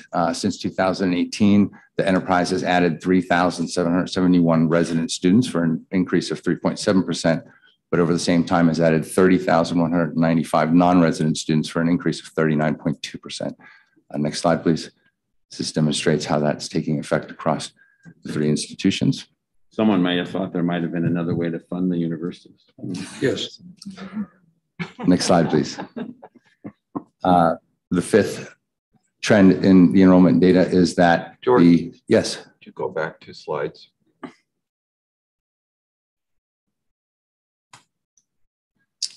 So for this year, that's the outcome is our total non-resident population is higher than our total resident population. Correct, across both on-campus and online modalities. But not on campus. Not on campus, yeah, but in total.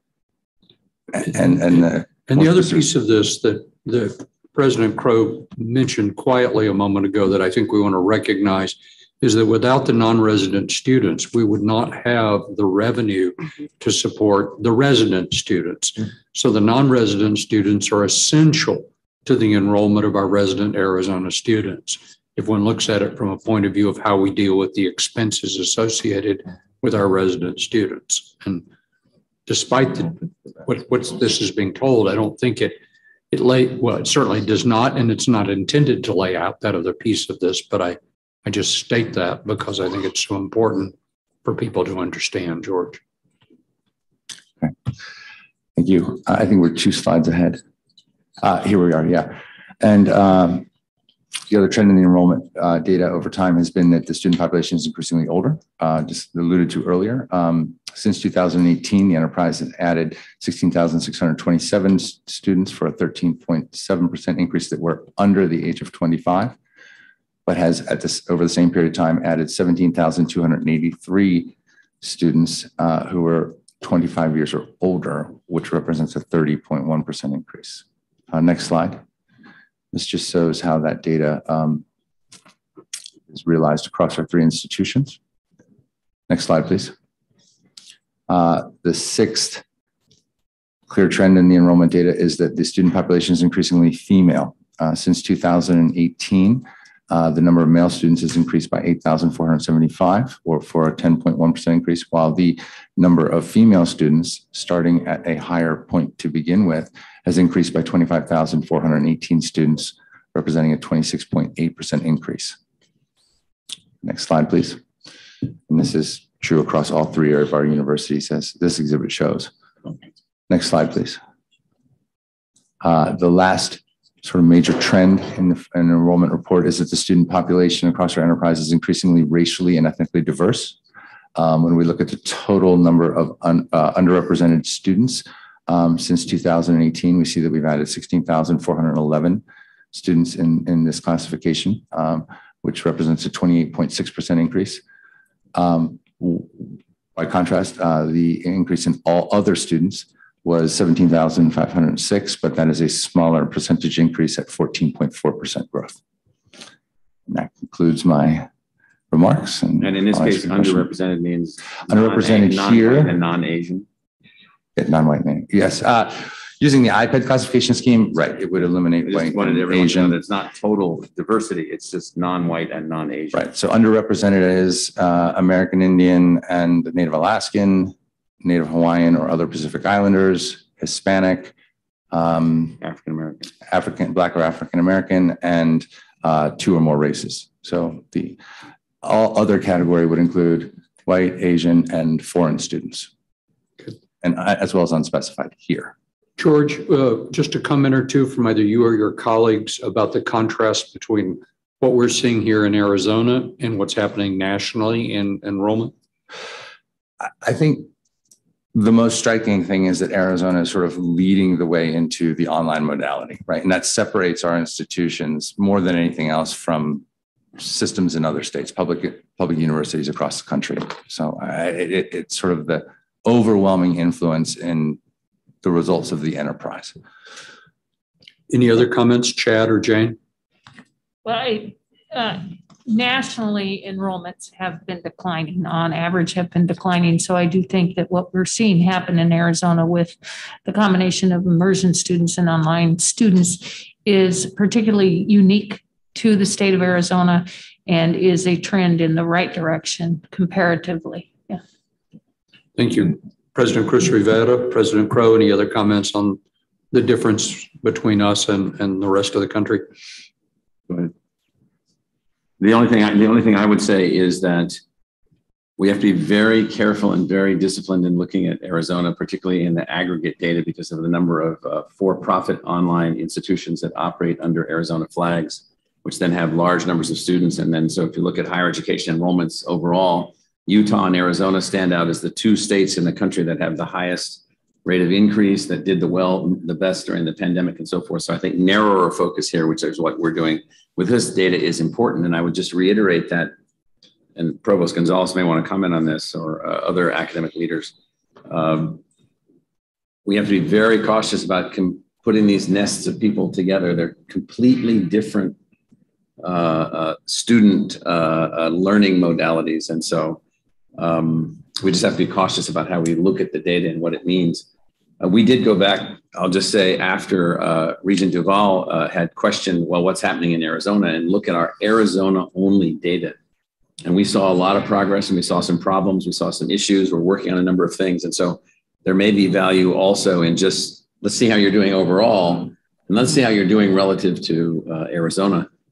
I think we're still concerned that we recruit more students from India than from Pima County, dramatically. And we're like, that's just weird. and so we ought to be looking at that. What does that mean? And so forth. So yeah, no. I agree. There are very different motivations. Move your mic a little closer, Provost Gonzalez. Yeah, there are very different motivations and pathways associated with the different categories of students, even among those who come to campus, the transfer student versus the first-time student, we're seeing very different patterns there. And that's something that we're trying to look at carefully to try to think about different approaches that we need to use there. Online student, versus immersion student, very, very different population, very different motivations, and we can't treat them all the same. Yeah, I'll just one quick comment. The transfer student issues are profound. Board members, any comment?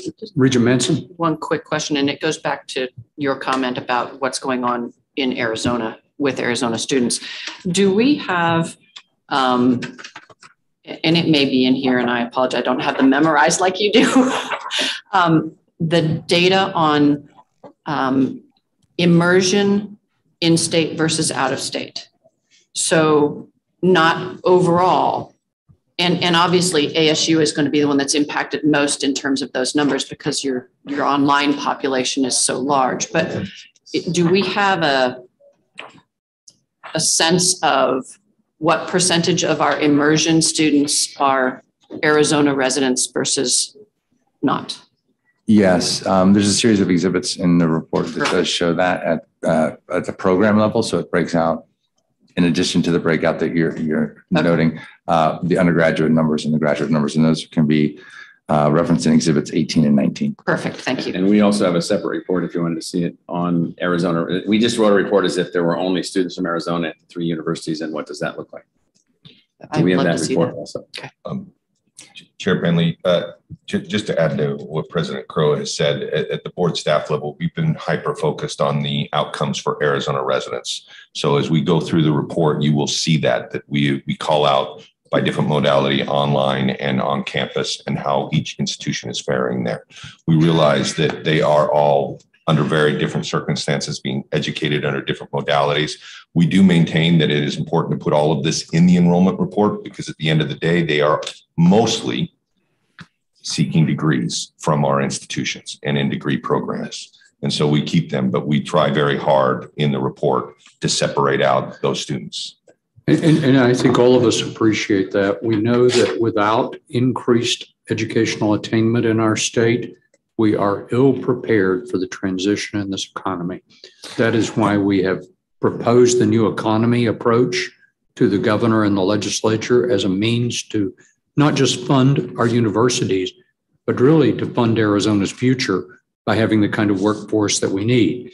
And although we have a motion intervening here in a moment, what you just said, Chad, is a very good segue to the Arizona Promise Scholarship that we'll entertain in just a few moments.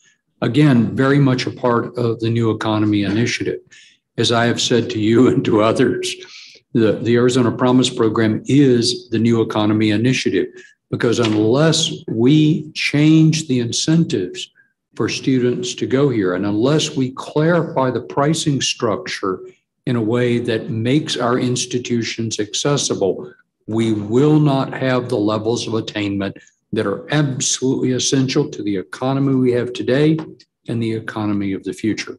But I'll pause with that comment and see if there are any other questions or issues to be raised about the enrollment report. Yes. Regent Duval.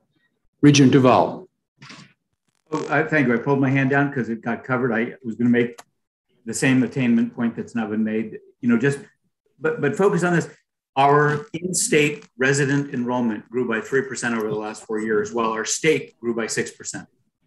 Our relationship to this, to the organic growth of the state of Arizona is headed in the wrong direction.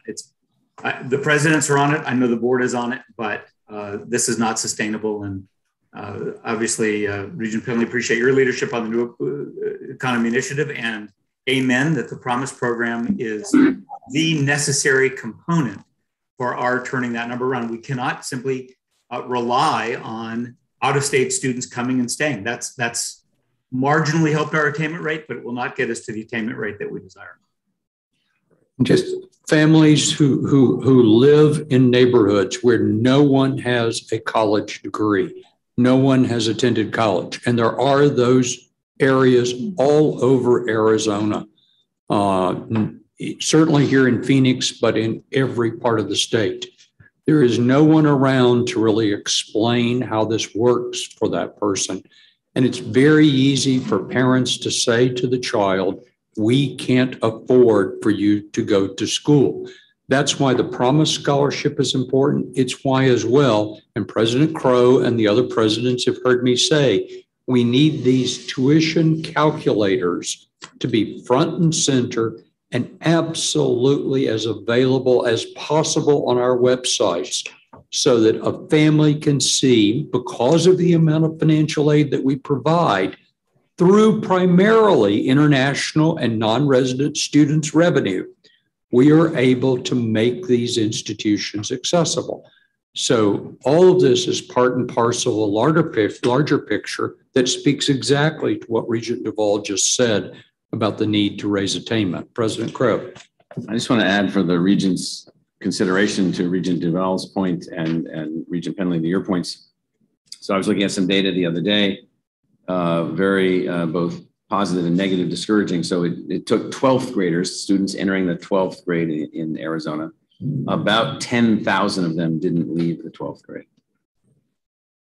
Most of them, many of them probably could have gone to college. They may have been ready to go to college, but we have a very fixed and rigid model of advancement. And so you get discouraged, you got to quit because your mom needs money or whatever. So you just quit high school, even though you're completely capable of going to college. And so one of the things that I know we're redesigning each of our institutions, we need to start thinking about our reach into the high schools, working with the high schools, the pathways. There may need to be flexible indicators of our role. That is, if everything is just first-time, full-time freshman retention rates, and we're always measured against that, that's not the way we're going to be of greatest service. So each of the universities have pathways programs. We've launched some big pathways programs. We have a way to keep kids from not graduating or that don't graduate, get them a job, move them onto a pathway, get them onto a pathway, and so forth. So we may want to then broaden our measures and broaden our indicators of access and success, which means less traditional measures of success for us. If you had 10,000 students drop out and you reduce that to 5,000 students dropping out and half of them then went on to college, well, that's a massive success.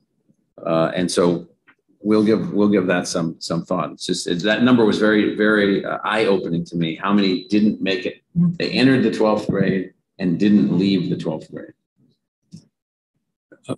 Provost Gonzalez. Yeah, just to follow up on that. I mean, I agree that we need to see our role as reaching down into the high schools and even into the middle schools. So students need to know early on that there is a pathway for them. They need to understand that they're already on a pathway in some cases, or if they only made some minor adjustments, here's the pathway that they could be on. They need to understand it. Their families need to understand that to really change the mindset about college going. And we have a number of things that the board could possibly take a leadership role on. So in California, every 10th grader gets a letter from, academic leadership in California about their pathway to college. Every single student in the state. every single student at a community college has a pathway to the university. Neither of those things exist within Arizona. Dr. Pugliese. Thank you. I just, to build on those points, would highlight that one of the other challenges we have as we reach in and make it clear what the pathways are is that while there's a positive development on in the economy with regard to rising wages, in the context of the calculus that many first generation students may have in light of their families' needs and their looking ahead to their own earning prospects, the comparison of the opportunities in the labor market to going to college have different timelines associated with them. And so I think, really conveying in persuasive ways the long-term value of going to college as opposed to the short-term gains of seeking employment that will look more favorable, at least as long as those wage trends sustain. Yeah, and the Center for the Future of Arizona has done considerable work on pathways, what they call pathways to progress, which really focuses on these varied pathways that a student needs to take. Certainly, our work with the center, as well as additional funding that we might be able to encourage that would come to those programs that the center has, would aid them in doing what they're doing right now. And specifically in Pima County, they're doing a considerable effort of working with middle school students to help those teachers and middle school students understand how those pathways work so that students get on the right pathway to be capable of going to school ultimately once they graduate. But yeah, this is a considerable issue. Other questions, George? Just one comment in closing. In relation to the educational attainment of Arizona high school graduates, we will be having a lot of data that pertains to that conversation in our upcoming post-secondary attainment report. Thank you, George. I move that the committee forward to the full board for approval of the fall 2021 enrollment report. Is there a second? Second. There is a second. All those in favor, please say aye. Aye. Aye. Any opposed? Any abstentions? The motion does pass. The next item on our agenda is item number 8, which is a proposed revision to ABOR Policy 4-323, tuition waiver scholarships and institutionally supported financial aid programs. This is associated with the Arizona Promise Program, which is why I said earlier, Ched Sampson's comments were a good segue to what we didn't quite get to as quickly as we might have. Executive Director John Arnold, Ched Sampson, and Jane Kuhn will present the information associated with this item. Thank you, Regent Penley, and Chad and Jane will walk the board through the policy. But before they do so, and we've already had some preliminary comments around this, I just wanted to pause for a second. Every once in a while, we have a moment in the history of the board where we need to pause and reflect on what we're about to do. I think this is one of those moments, one of those potential sea changes in the way education works in the state of Arizona. As Regent Penley suggested, this is part of the New Economy Initiative. This is one of the foundation stones that we need as a state as we move into the next 20 years of workforce development. And I also want to take a moment to thank a few people. First, I would like to thank the universities, the presidents and their staffs for their unrelenting efforts to provide university access for Arizona's low-income populations. It is through those building blocks of their terrific programs that we are able to extend to this population this new program, the Arizona Promise Program. It is really built on what the universities have already created. And we also need to thank the governor and the legislature for their support. Of course, we're going to ask them to expand and deepen their support of this program and hope we can be successful in doing so. I know the regents are aware of the expansive benefits that come from these types of programs. And like the Georgia Hope Scholarship or the Arizona Promise, this program carries a broad promise of what it can do for the students of Arizona. What other states have seen is increases in high school graduation rates, college going rates, college completion rates, and the students that complete college through these programs tend to stay in those states and work in those economies at a higher rate than their peers. So I'm excited for today, and I am especially want to thank Regent Penley for his vision and his work and drive to lead us to this day, to where we can establish an Arizona Promise program and communicate. And this is, at the end of the day, what we are doing is communicating to every young low-income student in the state of Arizona that they can go to college, that there is a pathway for them despite their personal circumstances. And I agree completely with Provost Gonzalez and others that have suggested we need to reach down into the lower grades so we can communicate this at a much, much deeper and stronger level. So when they are making educational choices in the 7th and 8th grade, they have a clear vision that they can see themselves in college. And we'll be bringing forward some ideas around that over the coming months, how we can leverage this program to really move on those additional efforts. So with that, I'll turn it over to Chad and Jane to walk through the mechanics of it. But I feel like this is one of those moments when you finish the vote, you stand up and shake hands, because we're going to accomplish something significant today. Thanks, John, for the pause. Chad, Jane. Thank you, Director Arnold. Thank you, Chair Penley. Next slide, please. Wanted at the beginning of walking the board and the committee through the policy is to acknowledge some of the 3 important elements that contribute to the elegance of the idea and the design behind the program.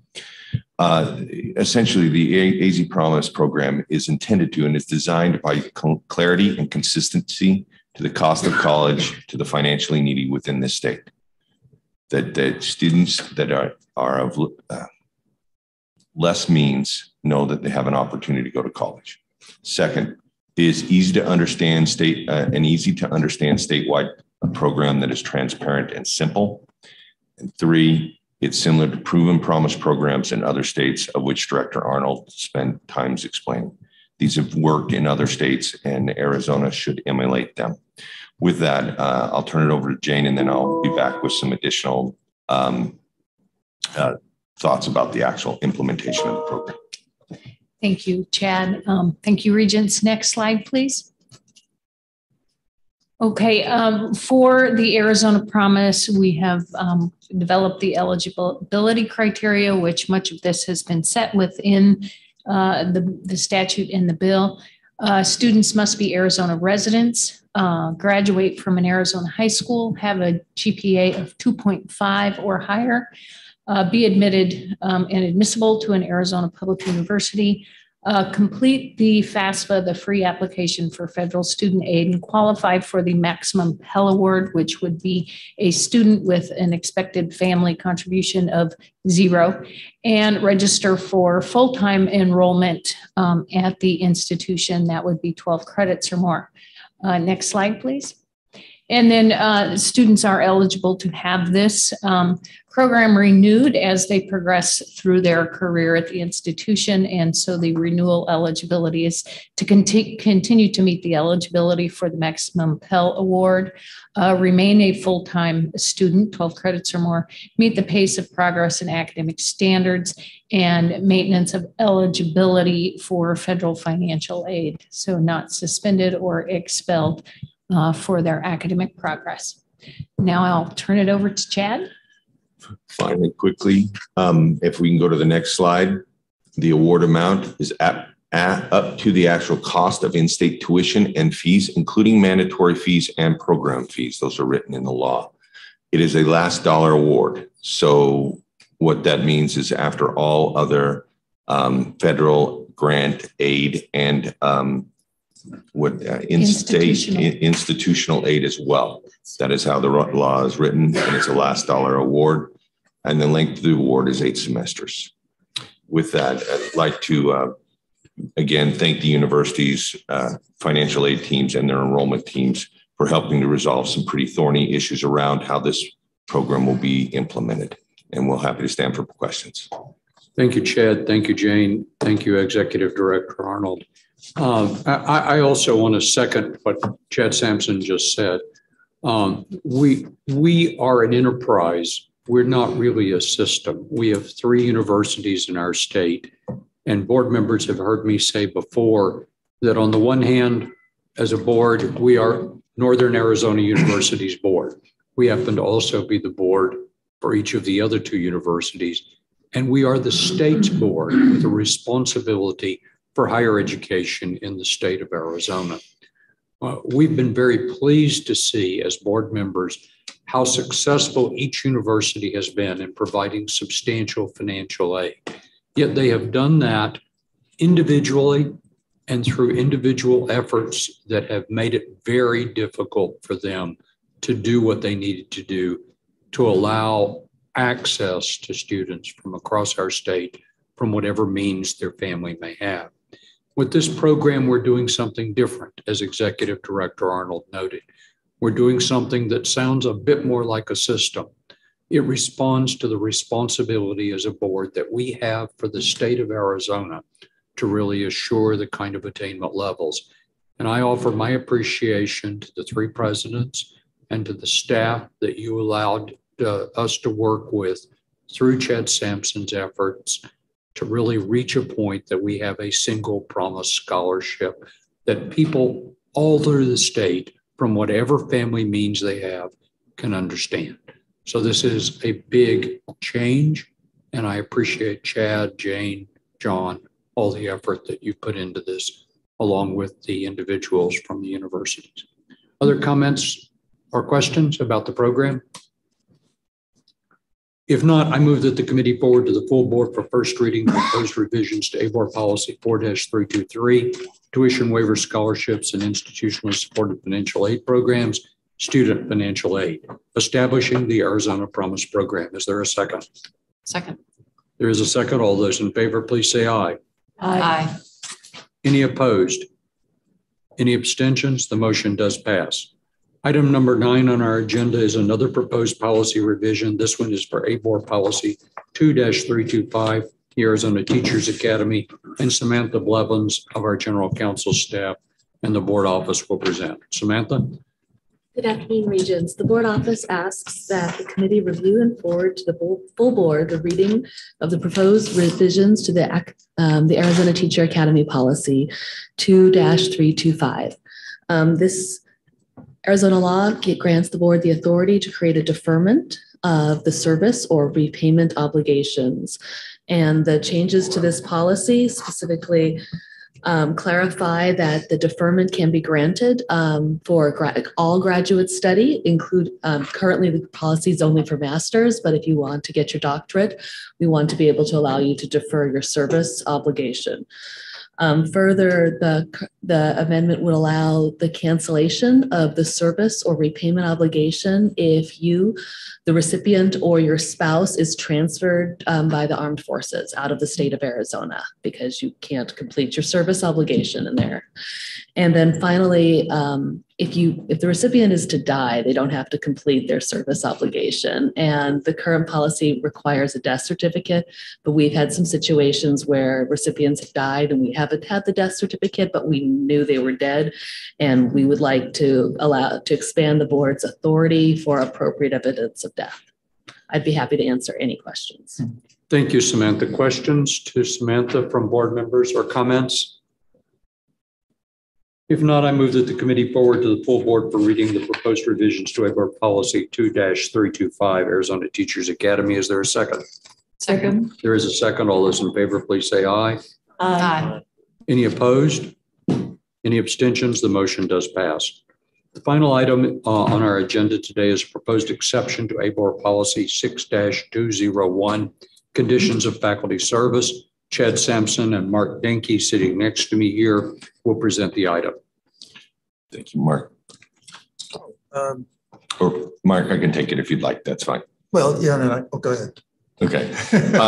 We have been asked, specifically NAU has come to the board and requested that there be an exception made to the conditions of faculty service and one of the provisions that limits or caps the number of non-tenured or career track faculty, realizing those are somewhat different definitions. And I don't want to get in a debate with the provost because they'll win on that one. But essentially a limitation on the percentage of non-tenured track faculty that can receive multi-year contracts.